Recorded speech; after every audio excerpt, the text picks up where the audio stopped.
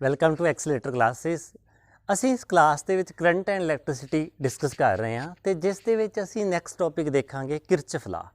ਅਸੀਂ ਅਜੇ ਤੱਕ ਪੜ੍ਹਿਆ ਵਾ ਰਜਿਸਟੈਂਸਿਸ ਬਾਰੇ ਤੇ ਅਸੀਂ ਪੜ੍ਹਿਆ ਵਾ ਕਿ ਜਦੋਂ ਕਿਸੇ ਸਰਕਟ ਦੇ ਵਿੱਚ ਰਜਿਸਟੈਂਸਿਸ ਲੱਗਦੀਆਂ ਵਾ ਤੇ ਅਸੀਂ ਉੱਥੇ ਇਫੈਕਟਿਵ ਰਜਿਸਟੈਂਸ ਕੈਲਕੂਲੇਟ ਕਰ ਸਕਦੇ ਹਾਂ, ਜਿਹਦੇ ਵਿੱਚ ਅਸੀਂ ਦੋ ਮੈਥਡ ਪੜ੍ਹੇ ਆ, ਰਜਿਸਟੈਂਸਿਸ ਇਨ ਸੀਰੀਜ਼ ਤੇ ਰਜਿਸਟੈਂਸਿਸ ਇਨ ਪੈਰਲਲ।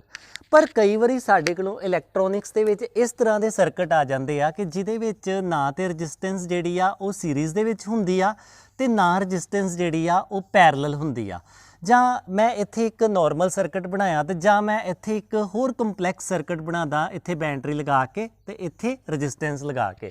ਹੁਣ ਦੇਖੋ ਇਹਦੇ ਵਿੱਚ ਇਹ ਜਿਹੜੀ ਡਾਇਗਰਾਮ ਆ ਇਹਦੇ ਵਿੱਚ ਮੰਨ ਲਓ ਮੈਨੂੰ ਕੁਛ ਪੈਰਾਮੀਟਰ ਦਿੱਤੇ ਆ, ਮੈਂ ਕਹਿਦਾ ਕਿ ਮੈਨੂੰ R1 ਦਿੱਤੀ ਆ, R2 ਦਿੱਤੀ ਆ, R3 ਦਿੱਤੀ ਆ, R4 ਦਿੱਤੀ ਆ ਤੇ ਇਹ ਜਿਹੜੀ R5 ਆ, R5 ਮੈਨੂੰ ਕੈਲਕੂਲੇਟ ਕਰਨ ਲਈ ਕਹੀ ਗਈ ਆ। ਤੇ ਜਾਂ ਮੈਨੂੰ ਕੀ ਕਿਹਾ ਗਿਆ ਵਾ ਕਿ ਇਹ ਇੱਕ ਸੈੱਲ ਲੱਗਾ ਆ ਵਾ, ਇਹਦਾ EMF ਮੰਨ ਲਓ E1 ਆ ਤੇ ਇਹਦਾ EMF ਮੰਨ ਲਓ E2 ਆ। ਮਤਲਬ ਜਾਂ E1 E2 ਜਿਹੜਾ ਵਾ ਕੈਲਕੂਲੇਟ ਕਰੋ ਤੇ ਜਾਂ ਇਹ ਕਿਹਾ ਜਾ ਸਕਦਾ ਵਾ ਕਿ ਇਸ ਸਰਕਟ ਦੇ ਵਿੱਚ ਕਿਹੜੀ ਜਗ੍ਹਾ ਤੇ ਕਿੰਨਾ ਕਰੰਟ ਵਾ। ਸੋ ਇਹ ਜਿਹੜੇ ਕੰਪਲੈਕਸ ਸਰਕਟ ਆ ਨਾ, ਇਹਦੇ ਵਿੱਚ ਅਸੀਂ ਕੀ ਆ ਰਜਿਸਟੈਂਸਿਸ ਦੇ ਸੀਰੀਜ਼ ਤੇ ਪੈਰਲਲ ਦੇ ਫਾਰਮੂਲੇ ਨਹੀਂ ਯੂਜ਼ ਕਰ ਸਕਦੇ ਤੇ ਨਾ ਹੀ ਅਸੀਂ ਓਮਸ ਲਾ ਡਾਇਰੈਕਟਲੀ ਯੂਜ਼ ਕਰ ਸਕਦੇ ਆ ਤਾਂ ਜੋ ਇਹ ਜਿਹੜਾ ਕੰਪਲੈਕਸ ਸਰਕਟ ਆ ਸੋਲਵ ਹੋ ਜੇ। ਸੋ ਇਹੋ ਜਿਹੇ ਜਿਹੜੇ ਕੰਪਲੀਕੇਟਡ ਸਰਕਟ ਆ ਨਾ, ਇਹਨਾਂ ਨੂੰ ਸੋਲਵ ਕਰਨ ਵਾਸਤੇ ਸਾਨੂੰ ਇੱਕ ਵੱਖਰੀ ਨਜ਼ਰੀਏ ਦੀ ਲੋੜ ਪੈਂਦੀ ਆ ਜਾਂ ਸਾਨੂੰ ਵੱਖਰੇ ਲਾਅ ਦੀ ਲੋੜ ਪੈਂਦੀ ਆ ਤੇ ਉਹ ਜਿਹੜੇ ਨਜ਼ਰੀਆ ਵਾ ਜਾਂ ਉਹ ਜਿਹੜਾ ਪ੍ਰਿੰਸੀਪਲ ਆ ਉਹਨੂੰ ਸੁਜੈਸਟ ਕਿਹਨੇ ਕੀਤਾ? ਕਿਰਚਫ ਨੇ ਕੀਤਾ। ਸੋ ਕਿਰਚਫ ਨੇ ਸਾਨੂੰ ਇਸ ਯੋਗ ਬਣਾਇਆ, ਇੱਦਾਂ ਦੇ ਫਾਰਮੂਲੇ ਦਿੱਤੇ ਕਿ ਤੁਸੀਂ ਇੱਦਾਂ ਦੇ ਜਿਹੜੇ ਕੰਪਲੈਕਸ ਸਰਕਟ ਆ ਜਿਹਦੇ ਵਿੱਚ ਰਜਿਸਟੈਂਸ ਤੇ ਸੀਰੀਜ਼ ਜਿਹੜੀ ਆ ਉਹ ਆਰਡਰ ਦੇ ਵਿੱਚ ਨਹੀਂ ਆ, ਜਾਂ ਆਪਾਂ ਇੱਦਾਂ ਕਹਿ ਸਕਦੇ ਹਾਂ ਕਿ ਨਾ ਤੇ ਉਹ ਸੀਰੀਜ਼ ਦੇ ਵਿੱਚ ਆ ਪ੍ਰੋਪਰ ਤੇ ਨਾ ਉਹ ਪੈਰਲਲ ਆ, ਅਜਿਹੇ ਕੰਪਲੈਕਸ ਸਰਕਟ ਨੂੰ ਸੋਲਵ ਕਰਨ ਵਾਸਤੇ ਹੀ ਸਾਨੂੰ ਕਿਰਚਫ ਨੇ ਰੂਲ ਬਣਾ ਕੇ ਦਿੱਤਾ। ਹੁਣ ਦੇਖੋ ਕਿਰਚਫ ਦੇ ਰੂਲ ਨੂੰ ਸਮਝਣ ਤੋਂ ਪਹਿਲਾਂ ਅਸੀਂ ਕੀ ਕਰਦੇ ਹਾਂ, ਕੁਝ ਬੇਸਿਕ ਟਰਮ ਸਿੱਖ ਲੈਂਦੇ ਹਾਂ ਤਾਂ ਜੋ ਸਾਨੂੰ ਕਿਰਚਫ ਦਾ ਰੂਲ ਜਿਹੜਾ ਵਾ ਉਹ ਆਸਾਨੀ ਨਾਲ ਪਤਾ ਲੱਗ ਜਾਵੇ। ਕਿਰਚਫ ਦੇ ਰੂਲ ਨੂੰ ਸਿੱਖਣ ਤੋਂ ਪਹਿਲਾਂ ਸਾਡੇ ਕੋਲੋਂ ਸਭ ਤੋਂ ਜਿਹੜੀ ਪਹਿਲੀ ਟਰਮਸ ਆ ਉਹ ਆ ਜੰਕਸ਼ਨ। ਅਸੀਂ ਦੇਖ ਲੈਂਦੇ ਆ ਕਿ ਜੰਕਸ਼ਨ ਕੀ ਚੀਜ਼ ਆ। ਹੁਣ ਦੇਖੋ ਜਿਸ ਜਗ੍ਹਾ ਤੇ ਕਰੰਟ ਕੋਲੋਂ ਆਪਸ਼ਨ ਹੋਵੇ, ਮਤਲਬ ਉਹ ਰਸਤਾ ਬਦਲ ਸਕਦੀ ਆ। ਆਪਾਂ ਇਦਾਂ ਕਹਿ ਸਕਦੇ ਆ ਕਿ ਮੰਨ ਲਓ ਇਧਰੋਂ ਕਰੰਟ ਆ ਰਿਹਾ ਵਾ ਤੇ ਇਸ ਜਗ੍ਹਾ ਤੇ ਪਹੁੰਚਿਆ। ਹੁਣ ਇਧਰੋਂ ਇੱਕ ਕੰਡਕਟਰ ਇੱਧਰ ਲੱਗਾ ਵਾ ਤੇ ਇੱਕ ਕੰਡਕਟਰ ਇੱਧਰ ਲੱਗਾ ਵਾ ਤੇ ਆਪਾਂ ਕਹਿ ਸਕਦੇ ਆ ਕਿ ਇਹ ਜਿਹੜਾ O ਪੁਆਇੰਟ ਆ, ਇੱਧਰੋਂ ਕਰੰਟ ਆਇਆ, ਹੁਣ ਕਰੰਟ ਕੋਲੋਂ ਕੀ ਆ? ਆਪਸ਼ਨ ਆ, ਉਹ ਇੱਧਰ ਵੀ ਜਾ ਸਕਦਾ ਤੇ ਇੱਧਰ ਵੀ ਜਾ ਸਕਦਾ। ਹੁਣ ਇਹ ਜਿਹੜਾ O ਪੁਆਇੰਟ ਆ ਨਾ, ਆਪਾਂ O ਪੁਆਇੰਟ ਨੂੰ ਕਵਾਂਗੇ ਜੰਕਸ਼ਨ ਆ। ਇਹ ਕੀ ਆ? ਸਾਡਾ ਜੰਕਸ਼ਨ ਆ। ਜੰਕਸ਼ਨ ਕੀ ਹੋ ਗਿਆ? ਜੰਕਸ਼ਨ ਦੀਆਂ ਸਾਡੇ ਕੋਲੋਂ ਮਲਟੀ ਡੈਫੀਨੇਸ਼ਨਸ ਹੋ ਗਈਆਂ ਕਿ ਜੰਕਸ਼ਨ ਇੱਕ ਇਹੋ ਜਿਹੀ ਜਗ੍ਹਾ ਵਾ ਜਿੱਥੇ ਕਰੰਟ ਡਿਸਟ੍ਰੀਬਿਊਟ ਹੋ ਸਕਦਾ, ਮਤਲਬ ਵੰਡਿਆ ਜਾ ਸਕਦਾ। ਜਾਂ ਇੱਦਾਂ ਵੀ ਹੋ ਸਕਦਾ ਸੀ ਕਿ ਇੱਧਰੋਂ ਕਰੰਟ ਆ ਰਿਹਾ ਵਾ ਤੇ ਇੱਧਰੋਂ ਵੀ ਕਰੰਟ ਆ ਰਿਹਾ ਵਾ ਤੇ ਹੁਣ ਕਰੰਟ ਜਾਏਗਾ ਕਿੱਧਰ ਨੂੰ? ਸਾਨੂੰ ਪਤਾ ਵਾ ਕਿ ਕਰੰਟ ਇੱਧਰ ਨੂੰ ਜਾਏਗਾ, ਮਤਲਬ ਦੋ ਜਗ੍ਹਾ ਤੋਂ ਆ ਰਿਹਾ ਵਾ ਤੇ ਇੱਕ ਜਗ੍ਹਾ ਤੇ ਜਾ ਰਿਹਾ ਵਾ। ਹੁਣ ਦੇਖੋ ਇਹ ਹੋਇਆ ਵਾ ਜੰਕਸ਼ਨ। ਜੰਕਸ਼ਨ ਮਤਲਬ ਜਿੱਥੇ ਕਰੰਟ ਕੋਲ ਆਪਸ਼ਨ ਹੋਵੇ ਉਸ ਨੂੰ ਅਸੀਂ ਕੀ ਕਹਿੰਦੇ ਆ? ਜੰਕਸ਼ਨ ਕਹਿੰਦੇ ਆ। ਹੁਣ ਦੇਖੋ ਇਹਦੇ ਵਿੱਚ ਅਸੀਂ ਦੂਸਰੀ ਟਰਮ ਸਮਝ ਲੈਂਦੇ ਆ। ਦੂਸਰੀ ਟਰਮ ਆ ਸਾਡੇ ਕੋਲੋਂ ਕਿਰਚਫ ਰੂਲ ਦੇ ਵਿੱਚ ਬ੍ਰਾਂਚ, ਕਿ ਬ੍ਰਾਂਚ ਕੀ ਚੀਜ਼ ਆ। ਇਹ ਜਿਹੜੀਆਂ ਟਰਮਸ ਆ ਅਸੀਂ ਕਿਉਂ ਸਿੱਖ ਰਹੇ ਹਾਂ? ਅਸੀਂ ਤਾਂ ਕਰਕੇ ਸਿੱਖ ਰਹੇ ਹਾਂ ਤਾਂ ਜੋ ਸਾਨੂੰ ਕਿਰਚਫ ਦੇ ਜਿਹੜੇ ਦੋਨੋਂ ਹੀ ਰੂਲ ਆ ਉਹ ਆਸਾਨੀ ਨਾਲ ਪਤਾ ਲੱਗ ਜਾਣ। ਹੁਣ ਦੇਖੋ ਬ੍ਰਾਂਚ ਕੀ ਚੀਜ਼ ਆ। ਬ੍ਰਾਂਚ ਹੁੰਦੀ ਆ ਇੱਕ ਆਰਮ ਜਿਹਦੇ ਉੱਤੇ ਸਰਕਟ ਐਲੀਮੈਂਟ ਲੱਗੇ ਹੋਣ। ਦੇਖੋ ਜਿਵੇਂ ਇਹ ਕੀ ਆ, ਮੈਂ ਇੱਥੇ A ਲਿਖਦਾ ਤੇ ਇੱਥੇ ਲਿਖਦਾ B। AB ਕੀ ਆ? AB ਇੱਕ ਆਰਮ ਆ, ਮਤਲਬ ਇੱਕ ਆਰਮ ਤੇ ਇਹਦੇ ਉੱਤੇ ਸਰਕਟ ਐਲੀਮੈਂਟ ਕਿਹੜੇ ਲੱਗੇ ਆ? ਇੱਕ ਰਜਿਸਟੈਂਸ ਲੱਗੀ ਆ, ਇੱਕ ਸੈੱਲ ਲੱਗਾ ਵਾ ਤੇ ਇੱਕ ਹੋਰ ਰਜਿਸਟੈਂਸ ਲੱਗੀ ਆ। ਆਰਮ ਦੀ ਕੀ ਨਿਸ਼ਾਨੀ ਆ? ਆਰਮ ਦੇ ਪਿੱਛੇ ਵੀ ਜੰਕਸ਼ਨ ਆ ਤੇ ਅੱਗੇ ਵੀ ਜੰਕਸ਼ਨ ਆ। ਹੁਣ ਦੋ ਜੰਕਸ਼ਨਸ ਦੇ ਵਿੱਚ ਜਿਹੜਾ ਕੰਡਕਟਰ ਵਾ ਜਿਹਦੇ ਉੱਤੇ ਸਰਕਟ ਐਲੀਮੈਂਟ ਲੱਗੇ ਹੋਏ ਆ, ਆਪਾਂ ਉਹਨੂੰ ਕੀ ਬੋਲਦੇ ਆ? ਆਪਾਂ ਉਹਨੂੰ ਬ੍ਰਾਂਚ ਬੋਲਦੇ ਆ। ਹੁਣ ਇਸ ਡਾਇਗਰਾਮ ਦੇ ਵਿੱਚ ਜੇਕਰ ਅਸੀਂ ਜੰਕਸ਼ਨ ਤੇ ਬ੍ਰਾਂਚ ਦੀ ਗੱਲ ਕਰੀਏ ਨਾ ਤੇ ਸਾਨੂੰ ਪਤਾ ਵਾ ਕਿ ਇੱਥੇ ਜੰਕਸ਼ਨ ਕੀ ਆ? ਇਹ ਵੀ ਜੰਕਸ਼ਨ ਆ, ਮੈਂ ਇਹਨੂੰ J1 ਲਿਖ ਦਿੰਦਾ, ਇਹ ਵੀ ਜੰਕਸ਼ਨ ਆ ਤੇ ਇੱਕ ਜੰਕਸ਼ਨ ਕੀ ਆ? ਇਹ ਵਾ J2। ਦੋ ਜੰਕਸ਼ਨ ਆ, ਦੋ ਜਗ੍ਹਾ ਤੇ ਕਰੰਟ ਕੋਲੋਂ ਆਪਸ਼ਨ ਆ ਜਾਂਦੀ ਆ ਆਪਣਾ ਰਸਤਾ ਬਦਲਣ ਦੀ। ਪਰ ਜੇਕਰ ਆਪਾਂ ਕਹੀਏ ਨਾ ਕਿ ਕੀ ਇਹ ਵਾਲੀ ਚੀਜ਼ ਜਿਹੜੀ ਆ ਜੰਕਸ਼ਨ ਆ, ਆਪਾਂ ਇਹਨੂੰ ਜੰਕਸ਼ਨ ਨਹੀਂ ਕਹਿਣਾ, ਇਹ ਕੀ ਆ ਬੈਂਡ ਵਾ। ਹੁਣ ਕਿਸੇ ਵੇਲੇ ਕੰਡਕਟਰ ਜਿਹੜਾ ਵਾ ਇਸ ਤਰੀਕੇ ਨਾਲ ਜਾ ਰਿਹਾ ਵਾ ਤੇ ਇਸ ਤਰੀਕੇ ਨਾਲ ਬੈਂਡ ਹੋ ਗਿਆ, ਆਪਾਂ ਇਸ ਬੈਂਡ ਨੂੰ ਜਿਹੜਾ ਵਾ ਜੰਕਸ਼ਨ ਨਹੀਂ ਕਹਿਣਾ। ਕਿਉਂ ਨਹੀਂ ਜੰਕਸ਼ਨ ਕਹਿਣਾ? ਕਿਉਂਕਿ ਇੱਥੇ ਕਰੰਟ ਕੋਲੋਂ ਆਪਸ਼ਨ ਨਹੀਂ ਆ, ਸਿਰਫ ਕੰਡਕਟਰ ਬੈਂਡ ਹੋਇਆ ਵਾ, ਇਸ ਤਰੀਕੇ ਨਾਲ ਕਰੰਟ ਜਾ ਰਿਹਾ ਵਾ ਤੇ ਕਰੰਟ ਨੇ ਇੱਧਰ ਨੂੰ ਚਲੇ ਜਾਣਾ। ਹਾਂ, ਜੇਕਰ ਇੱਥੇ ਕੋਈ ਕੰਡਕਟਰ ਇਸ ਤਰੀਕੇ ਨਾਲ ਹੁੰਦਾ ਕਿ ਕਰੰਟ ਇੱਧਰੋਂ ਆ ਰਿਹਾ ਵਾ ਤੇ ਕੁਝ ਕਰੰਟ ਇੱਧਰ ਨੂੰ ਚਲਾ ਗਿਆ ਤੇ ਕੁਝ ਕਰੰਟ ਇੱਧਰ ਨੂੰ ਚਲਾ ਗਿਆ, ਫਿਰ ਆਪਾਂ ਇਹਨੂੰ ਕੀ ਕਹਿਣਾ ਸੀ? ਫਿਰ ਆਪਾਂ ਇਹਨੂੰ ਜੰਕਸ਼ਨ ਕਹਿਣਾ ਸੀ। ਪਰ ਇਸ ਵਾਲੇ ਬੈਂਡ ਨੂੰ ਆਪਾਂ ਜੰਕਸ਼ਨ ਨਹੀਂ ਕਹਿਣਾ। ਇਸ ਜਗ੍ਹਾ ਤੇ ਸਾਡੇ ਕੋਲੋਂ ਜੰਕਸ਼ਨ ਕੀ ਆ? ਦੋ ਜੰਕਸ਼ਨ ਆ, ਜਿੱਥੇ ਕਰੰਟ ਕੋਲੋਂ ਆਪਸ਼ਨ ਆ J1 ਤੇ J2, ਦੋ ਜੰਕਸ਼ਨ ਆ। ਪਰ ਜੇਕਰ ਆਪਾਂ ਕਹੀਏ ਕਿ ਇਸ ਜਗ੍ਹਾ ਤੇ ਬ੍ਰਾਂਚ ਕਿੰਨੀਆਂ ਵਾ, ਤੇ ਬ੍ਰਾਂਚ ਮੇਰੇ ਕੋਲੋਂ ਕੀ ਆ? ਇੱਕ ਬ੍ਰਾਂਚ ਇਹ ਆ, ਜੰਕਸ਼ਨ ਇੱਥੇ ਆ ਤੇ ਇੱਥੇ ਆ। ਤੇ ਇਹ ਜਿਹੜੀ ਲਾਈਨ ਆ, ਮਤਲਬ ਇਹ ਜਿਹੜਾ ਕੰਡਕਟਰ ਵਾ ਜਿਹਦੇ ਉੱਤੇ ਦੋ ਰੈਜ਼ਿਸਟੈਂਸਸ ਆ ਤੇ ਇੱਕ ਸੈੱਲ ਆ, ਇਹ ਸਾਡੀ ਕੀ ਆ? ਬ੍ਰਾਂਚ ਆ। ਮਤਲਬ ਬ੍ਰਾਂਚ ਦੀ ਹੁਣ ਡੈਫੀਨੇਸ਼ਨ ਕੀ ਬਣੀ ਕਿ ਦੋ ਜੰਕਸ਼ਨ ਦੇ ਵਿੱਚ ਜਿਹੜਾ ਕੰਡਕਟਰ ਵਾ ਤੇ ਉਸ ਕੰਡਕਟਰ ਤੇ ਸਰਕਟ ਐਲੀਮੈਂਟ ਲੱਗੇ ਹੋ ਸਕਦੇ ਆ। ਸਰਕਟ ਐਲੀਮੈਂਟ ਦਾ ਮਤਲਬ ਕੀ ਆ? ਰੈਜ਼ਿਸਟੈਂਸ ਲੱਗੀ ਹੋ ਸਕਦੀ ਆ, ਕੈਪੈਸਿਟਰ ਲੱਗਾ ਹੋ ਸਕਦਾ ਵਾ, ਕੋਈ ਸੈੱਲ ਲੱਗਾ ਹੋ ਸਕਦਾ, ਉਹਨੂੰ ਅਸੀਂ ਕੀ ਬੋਲਦੇ ਆ? ਬ੍ਰਾਂਚ ਬੋਲਦੇ ਆ। ਤੇ ਤੀਸਰੀ ਟਰਮ ਅਸੀਂ ਸਮਝਦੇ ਆ ਲੂਪ। ਲੂਪ ਕੀ ਚੀਜ਼ ਆ? ਕਿਰਚਫ ਰੂਲ ਦੇ ਵਿੱਚ ਦੇਖੋ ਲੂਪ ਆਪਾਂ ਕਿਹਨੂੰ ਕਹਿੰਦੇ ਆ? ਜਿਵੇਂ ਮੈਂ ਇੱਥੇ ਲਿਖਿਆ A B, ਮੈਂ ਇੱਥੇ ਲਿਖਦਾ C ਤੇ ਇੱਥੇ ਲਿਖਦਾ D। ਹੁਣ ਇਹ ਜਿਹੜੀ ਆ ਨਾ A B C D ਤੇ A, ਇਹ ਕੀ ਆ? ਇੱਕ ਲੂਪ ਆ। ਦੇਖੋ A B C D ਤੇ A, ਇਹ ਲੂਪ ਆ। ਮਤਲਬ ਇੱਕ ਕਲੋਜ਼ ਕਰੰਟ ਦਾ ਦਾਇਰਾ, ਜਿਹੜਾ ਕਰੰਟ ਦਾ ਕਲੋਜ਼ ਪਾਥ ਆ ਨਾ, ਇਹ ਜਿਹੜਾ ਆਪਾਂ ਉਹਨੂੰ ਕੀ ਕਹਿ ਰਹੇ ਹਾਂ? ਆਪਾਂ ਉਹਨੂੰ ਲੂਪ ਕਹਿ ਰਹੇ ਹਾਂ। ਇਹਦੇ ਵਿੱਚ ਦੇਖੋ A B C D ਤੇ ਮੈਂ ਵਾਪਸ ਫਿਰ A ਤੇ ਆਇਆ ਵਾਂ, ਕਿਉਂਕਿ ਵਾਪਸ ਜਿੱਥੋਂ ਸ਼ੁਰੂ ਹੋਇਆ ਉੱਥੇ ਹੀ ਵਾਪਸ ਆਵਾਂਗਾ ਨਾ, ਫਿਰ ਕਲੋਜ਼ ਲੂਪ ਬਣੇਗੀ। ਇਹ ਕੀ ਆ? ਇੱਕ ਕਲੋਜ਼ ਸਰਕਟ ਆ, ਜਿਹਦੇ ਵਿੱਚ ਸਰਕਟ ਐਲੀਮੈਂਟ ਲੱਗੇ ਹੁੰਦੇ ਆ, ਜਿਹਦੇ ਵਿੱਚ ਕਰੰਟ ਕੀ ਆ? ਫਲੋ ਕਰ ਸਕਦਾ ਵਾ। ਆਪਾਂ ਇਹਨੂੰ ਕੀ ਆ? ਲੂਪ ਕਵਾਂਗੇ। ਆਪਾਂ ਜਦੋਂ ਕਿਰਚਫ ਰੂਲ ਜਿਹੜੇ ਆ ਕਿਸੇ ਕੰਪਲੈਕਸ ਸਰਕਟ ਦੇ ਉੱਪਰ ਅਪਲਾਈ ਕਰਨੇ ਆ ਨਾ, ਤੇ ਸਾਨੂੰ ਇਹਨਾਂ ਤਿੰਨਾਂ ਚੀਜ਼ਾਂ ਦੀ ਜਾਣਕਾਰੀ ਹੋਣੀ ਚਾਹੀਦੀ ਆ ਕਿ ਜੰਕਸ਼ਨ ਕੀ ਚੀਜ਼ ਆ, ਬ੍ਰਾਂਚ ਕਿਹਨੂੰ ਕਹਿੰਦੇ ਆ ਤੇ ਲੂਪ ਕਿਹਨੂੰ ਕਹਿੰਦੇ ਆ। ਮੈਂ ਇੱਕ ਵਾਰੀ ਇਹਨੂੰ ਫੇਰ ਰਿਵਾਈਜ਼ ਕਰ ਦਿੰਦਾ ਵਾ। ਜੰਕਸ਼ਨ ਕੀ ਆ? ਜੰਕਸ਼ਨ ਉਹ ਜਗ੍ਹਾ ਵਾ ਜਿੱਥੇ ਕਰੰਟ ਡਿਸਟ੍ਰੀਬਿਊਟ ਹੋ ਸਕਦਾ ਵਾ, ਜਾਂ ਆਪਾਂ ਇਦਾਂ ਕਹਿ ਸਕਦੇ ਹਾਂ ਕਿ ਜੰਕਸ਼ਨ ਉਹ ਚੀਜ਼ ਆ ਜਿੱਥੇ ਕਰੰਟ ਕੋਲੋਂ ਆਪਸ਼ਨ ਆ ਕਿ ਉਹ ਆਪਣਾ ਰਸਤਾ ਬਦਲ ਸਕਦਾ ਵਾ। ਹੁਣ ਬ੍ਰਾਂਚ ਕੀ ਆ? ਦੋ ਜੰਕਸ਼ਨ ਦੇ ਵਿਚਕਾਰਲੀ ਜਿਹੜੀ ਕੰਡਕਟਰ ਵਾ, ਆਪਾਂ ਉਹਨੂੰ ਬ੍ਰਾਂਚ ਕਹਿ ਰਹੇ ਹਾਂ, ਤੇ ਉਸ ਬ੍ਰਾਂਚ ਦੇ ਉੱਤੇ ਸਰਕਟ ਐਲੀਮੈਂਟ ਲੱਗੇ ਹੋ ਸਕਦੇ ਆ। ਤੇ ਲੂਪ ਕੀ ਆ? ਲੂਪ ਇੱਕ ਕਲੋਜ਼ ਪਾਥ ਆ ਕਰੰਟ ਦਾ, ਜਿਹਦੇ ਵਿੱਚ ਬਹੁਤ ਸਾਰੇ ਸਰਕਟ ਐਲੀਮੈਂਟ ਵੀ ਹੋ ਸਕਦੇ ਆ ਤੇ ਥੋੜੇ ਵੀ ਹੋ ਸਕਦੇ ਆ, ਤੇ ਉਹਦੇ ਵਿੱਚ ਕੀ ਆ? ਕਰੰਟ ਜਿਹੜਾ ਵਾ ਟਰੈਵਲ ਕਰਦਾ ਵਾ। ਸੋ ਸਾਡੀਆਂ ਇਹ ਤਿੰਨ ਬੇਸਿਕ ਟਰਮਸ ਆ ਜਿਨ੍ਹਾਂ ਨੂੰ ਸਿੱਖ ਕੇ ਹੀ ਅਸੀਂ ਕੀ ਆ? ਕਿਰਚਫ ਦੇ ਰੂਲ ਸਿੱਖ ਸਕਦੇ ਆ। ਸੋ ਅਸੀਂ ਪਹਿਲਾਂ ਹੁਣ ਕਿਰਚਫ ਦਾ ਰੂਲ ਡਿਸਕਸ ਕਰਦੇ ਆ, ਜਿਹਦੇ ਵਿੱਚ ਕਿਰਚਫ ਕਰੰਟ ਰੂਲ ਅਸੀਂ ਬੋਲਦੇ ਆ, ਅਸੀਂ ਉਹਨੂੰ ਡਿਸਕਸ ਕਰਦੇ ਆ। ਕਰੰਟ ਰੂਲ, ਹੁਣ ਇਸ ਰੂਲ ਦੇ ਵਿੱਚ ਕਿਰਚਫ ਨੇ ਕੀ ਕਿਹਾ? ਆਪਾਂ ਐਗਜ਼ਾਮਪਲ ਦੇ ਕੇ ਸਮਝਦੇ ਆ ਕਿ ਮੰਨ ਲਓ ਸਾਡੇ ਕੋਲੋਂ ਕੀ ਆ? ਇੱਕ ਜੰਕਸ਼ਨ ਆ ਤੇ ਇਸ ਜੰਕਸ਼ਨ ਦੇ ਵਿੱਚ ਇਹ ਕਰੰਟ ਆ ਰਿਹਾ ਵਾ, ਤੇ ਆਪਾਂ ਕਹਿੰਦੇ ਆ ਕਿ ਇਸ ਜੰਕਸ਼ਨ ਦੇ ਵਿੱਚ ਇੱਧਰ ਕੋਈ ਕੰਡਕਟਰ ਲੱਗੇ ਹੋਏ ਆ, ਮਤਲਬ ਤਾਰਾਂ ਲੱਗੀਆਂ ਹੋਈਆਂ ਵਾ। ਹੁਣ ਜਿਹੜਾ ਕਰੰਟ ਉੱਪਰੋਂ ਆ ਰਿਹਾ ਵਾ, ਉਸ ਕਰੰਟ ਕੋਲੋਂ ਇੱਥੇ ਆਣ ਕੇ ਕੀ ਆ ਗਈ? ਆਪਸ਼ਨ ਆ ਗਈ। ਮੰਨ ਲਓ ਕੁਝ ਕਰੰਟ ਇੱਧਰ ਚਲਾ ਗਿਆ I1 ਤੇ ਕੁਝ ਕਰੰਟ ਚਲਾ ਗਿਆ ਇੱਧਰ I2।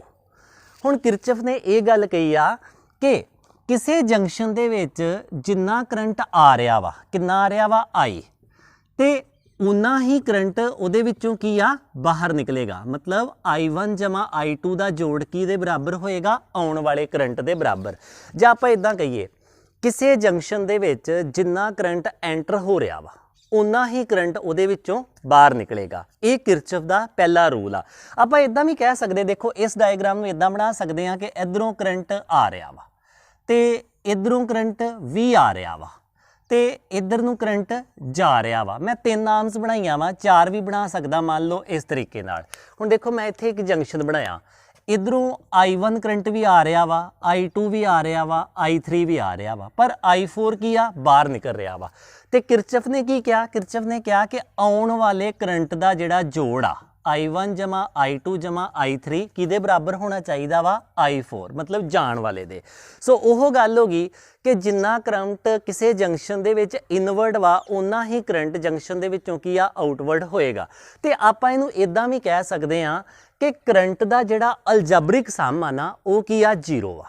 ਸੋ ਕਰੰਟ ਦਾ ਅਲਜਬਰਿਕ ਸਮ ਆਪਾਂ ਇਸ ਤਰੀਕੇ ਨਾਲ ਲਿਖ ਸਕਦੇ ਹਾਂ ਕਿ ਕਰੰਟ ਦਾ ਜਿਹੜਾ ਅਲਜਬਰਿਕ ਸਮ ਆ ਉਹ ਕੀ ਆ 0 ਆ। ਕਿਵੇਂ 0 ਆ? ਕਿਉਂਕਿ ਕਿਰਚਫ ਨੇ ਇੱਥੇ ਕੀ ਆ ਇੱਕ ਸਾਈਨ ਕਨਵੈਨਸ਼ਨ ਵਰਤੀ ਆ। ਉਹ ਕਹਿੰਦਾ ਵਾ ਕਿ ਜੰਕਸ਼ਨ ਦੇ ਵਿੱਚ ਜਿਹੜਾ ਕਰੰਟ ਇਨਵਰਡ ਆ ਉਹਨੂੰ ਕੀ ਲੈਣਾ ਵਾ ਪੋਜ਼ਿਟਿਵ ਲੈਣਾ ਵਾ, ਤੇ ਜਿਹੜਾ ਕਰੰਟ ਆਊਟਵਰਡ ਵਾ ਉਹਨੂੰ ਕੀ ਲੈਣਾ ਵਾ ਨੈਗੇਟਿਵ ਲੈਣਾ ਵਾ। ਹੁਣ ਇਸ ਕੇਸ ਦੇ ਵਿੱਚ ਜੇਕਰ ਆਪਾਂ ਕਹੀਏ ਕਿ ਅਲਜਬਰਿਕ ਸਮ 0 ਆ ਤੇ ਇੱਥੇ ਇਨਵਰਡ ਕਰੰਟ ਕਿਹੜਾ ਵਾ? ਸਾਨੂੰ ਪਤਾ ਇਨਵਰਡ ਕਰੰਟ I1 ਵੀ ਆ, I2 ਵੀ ਅੰਦਰ ਜਾ ਰਿਹਾ ਜੰਕਸ਼ਨ ਦੇ, I3 ਵੀ ਅੰਦਰ ਜਾ ਰਿਹਾ ਵਾ, ਤੇ ਜਿਹੜਾ ਬਾਹਰ ਨਿਕਲ ਰਿਹਾ ਵਾ ਉਹ ਕਿਹੜਾ ਵਾ I4 ਉਹਨੂੰ ਕੀ ਲੈਣਾ ਵਾ ਨੈਗੇਟਿਵ ਲੈਣਾ ਵਾ, ਤੇ ਇਹਦਾ ਸਮ ਕੀ ਆ 0 ਵਾ। ਹੁਣ ਇਸ ਰੂਲ ਨੂੰ ਆਪਾਂ ਕੀ ਬੋਲਦੇ ਆ? ਇਹਨੂੰ law of conservation of charge ਵੀ ਬੋਲਦੇ ਆ, ਕੰਜ਼ਰਵੇਸ਼ਨ ਆਫ ਚਾਰਜ।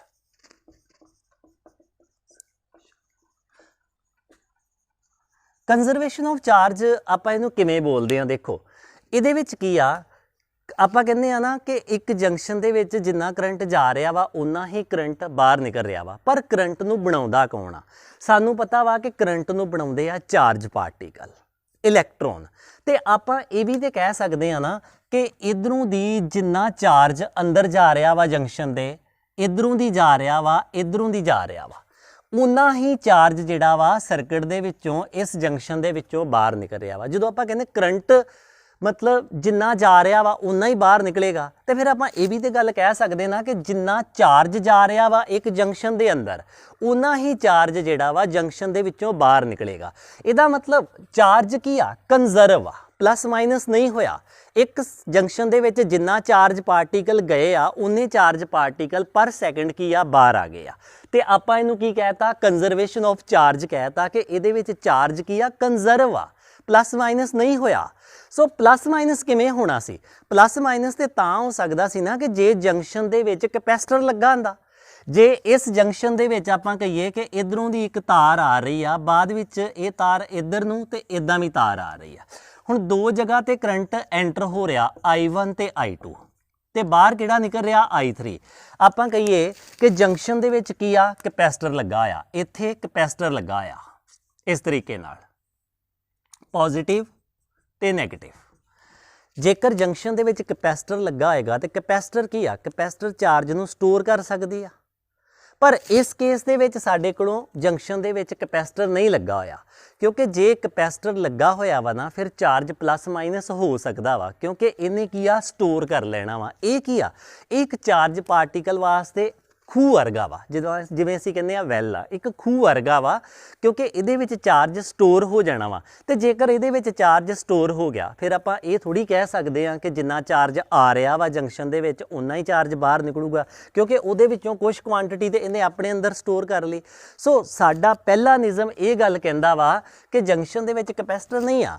ਜੰਕਸ਼ਨ ਕੀ ਆ? ਜੰਕਸ਼ਨ ਦੇ ਵਿੱਚ ਜਿੰਨਾ ਕਰੰਟ ਜਾ ਰਿਹਾ ਵਾ ਜੰਕਸ਼ਨ ਦੇ ਵਿੱਚੋਂ ਉਨਾ ਹੀ ਕਰੰਟ ਜਿਹੜਾ ਵਾ ਬਾਹਰ ਨਿਕਲੇਗਾ। ਜੰਕਸ਼ਨ ਇੱਕ ਮਤਲਬ ਡਿਵਾਈਡਰ ਵਾ, ਆਪਾਂ ਕਹਿ ਸਕਦੇ ਆ ਇੱਕ ਚੁਰਸਤਾ ਵਾ, ਜਾਂ ਚੁਰਸਤਾ ਚਾਰ ਰਸਤੇ ਆ ਤੇ ਚੁਰਸਤਾ ਕਹਿ ਸਕਦੇ ਆ, ਤਿੰਨ ਰਸਤੇ ਆ ਤੇ ਆਪਾਂ ਤਿੰਨ ਰਸਤੇ ਵਾਲਾ ਜਿਹੜਾ ਜੰਕਸ਼ਨ ਕਹਿ ਸਕਦੇ ਆ। ਸੋ ਇਹ ਇੱਕ ਇਹੋ ਜਿਹਾ ਮੋਡ ਆ ਜਿੱਥੇ ਕਰੰਟ ਕੀ ਆ? ਡਿਸਟ੍ਰੀਬਿਊਟ ਹੋ ਸਕਦਾ ਵਾ, ਜਾਂ ਬਾਹਰੋਂ ਆਉਣ ਵਾਲਾ ਕਰੰਟ ਇੱਕ ਜਗ੍ਹਾ ਤੇ ਮਿਲ ਸਕਦਾ ਵਾ, ਮਤਲਬ ਜਿੱਥੇ ਵਿਕਲਪ ਮੌਜੂਦ ਵਾ ਉਹਨੂੰ ਅਸੀਂ ਕੀ ਬੋਲਦੇ ਆ? ਜੰਕਸ਼ਨ ਬੋਲਦੇ ਆ।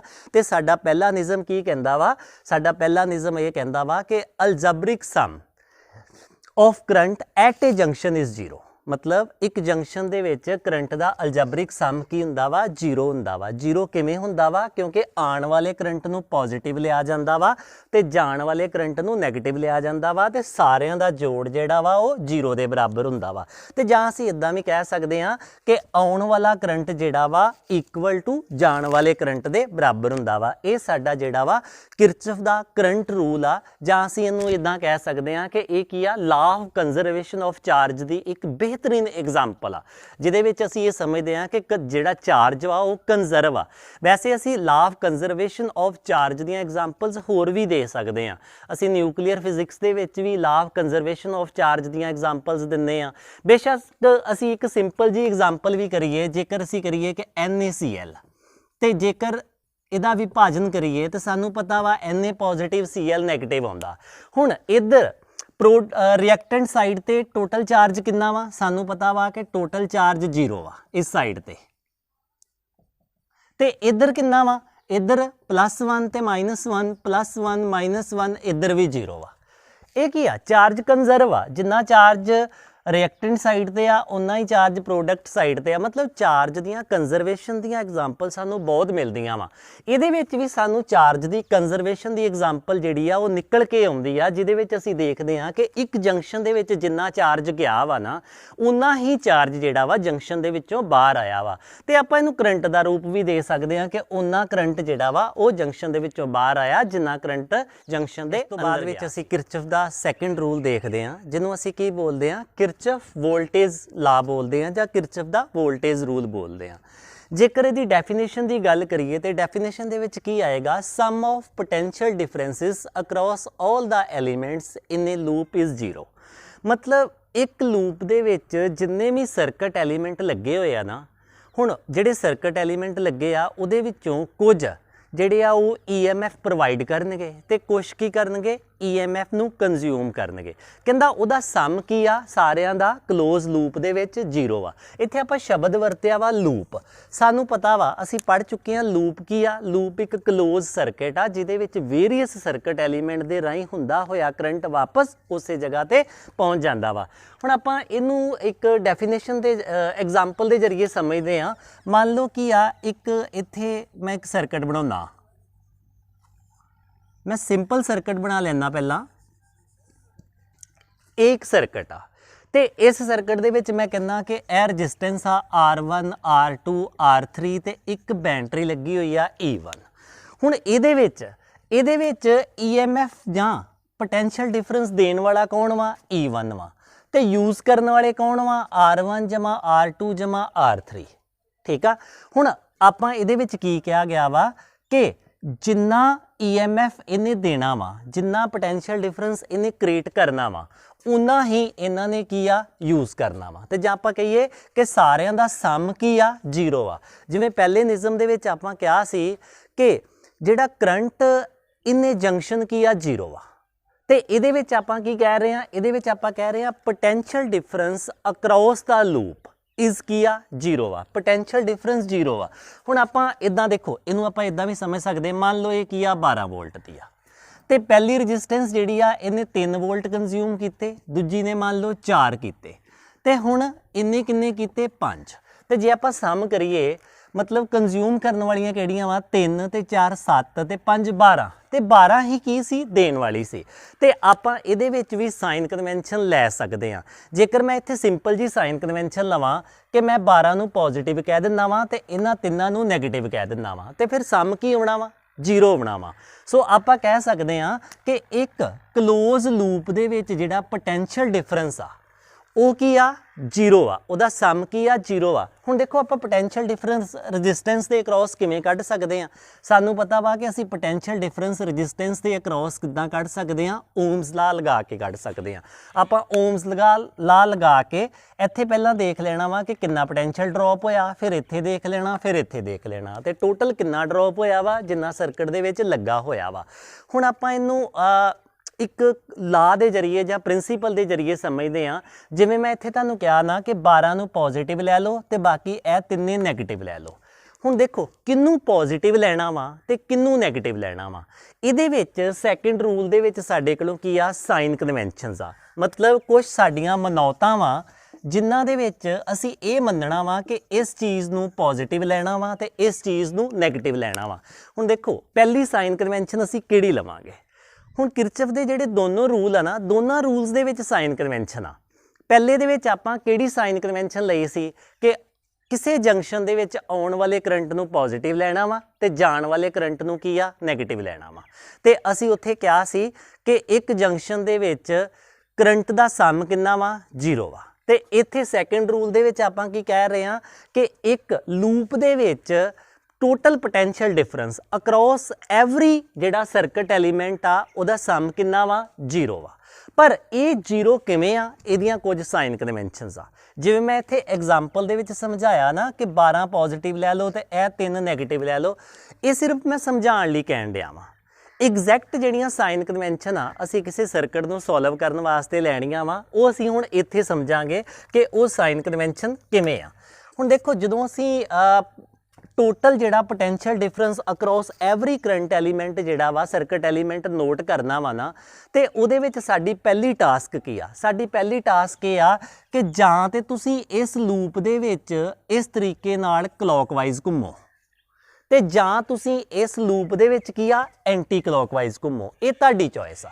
ਮਤਲਬ ਜਦੋਂ ਤੁਸੀਂ ਇਹਦੀ ਕੈਲਕੂਲੇਸ਼ਨ ਕਰਨੀ ਸ਼ੁਰੂ ਕਰਨੀ ਆ ਨਾ, ਤੇ ਤੁਹਾਡੇ ਕੋਲੋਂ ਇੱਕ ਵਿਕਲਪ ਵਾ ਕਿ ਤੁਸੀਂ ਕਲੌਕਵਾਈਜ਼ ਵੀ ਘੁੰਮ ਸਕਦੇ ਜੋ ਤੇ ਐਂਟੀ ਕਲੌਕਵਾਈਜ਼ ਵੀ ਘੁੰਮ ਸਕਦੇ ਜੋ। ਪਰ ਇੱਕ ਵਾਰੀ ਜਿਹੜਾ ਚੂਜ਼ ਕਰ ਲਿਆ ਨਾ ਕਿ ਤੁਸੀਂ ਕਲੌਕਵਾਈਜ਼ ਘੁੰਮਣਾ ਵਾ, ਫਿਰ ਉਹਨੂੰ ਬਦਲਣਾ ਨਹੀਂ ਆ।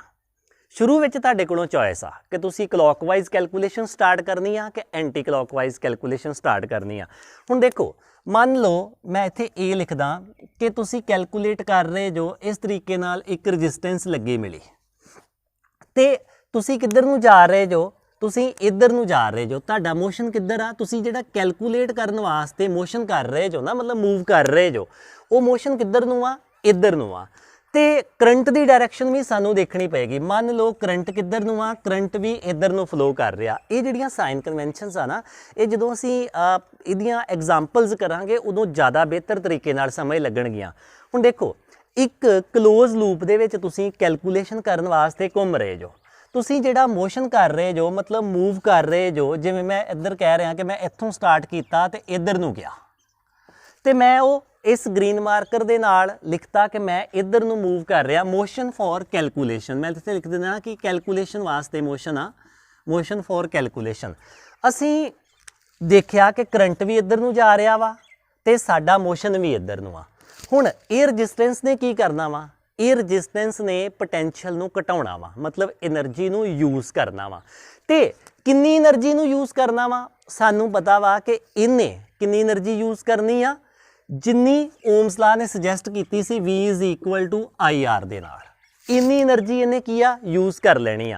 ਤੇ ਜਿੰਨੀ ਐਨਰਜੀ ਯੂਜ਼ ਕਰਨੀ ਆ ਨਾ, ਉਹਨੂੰ ਅਸੀਂ ਕੀ ਲੈਣਾ ਵਾ? ਨੈਗੇਟਿਵ ਲੈਣਾ ਵਾ।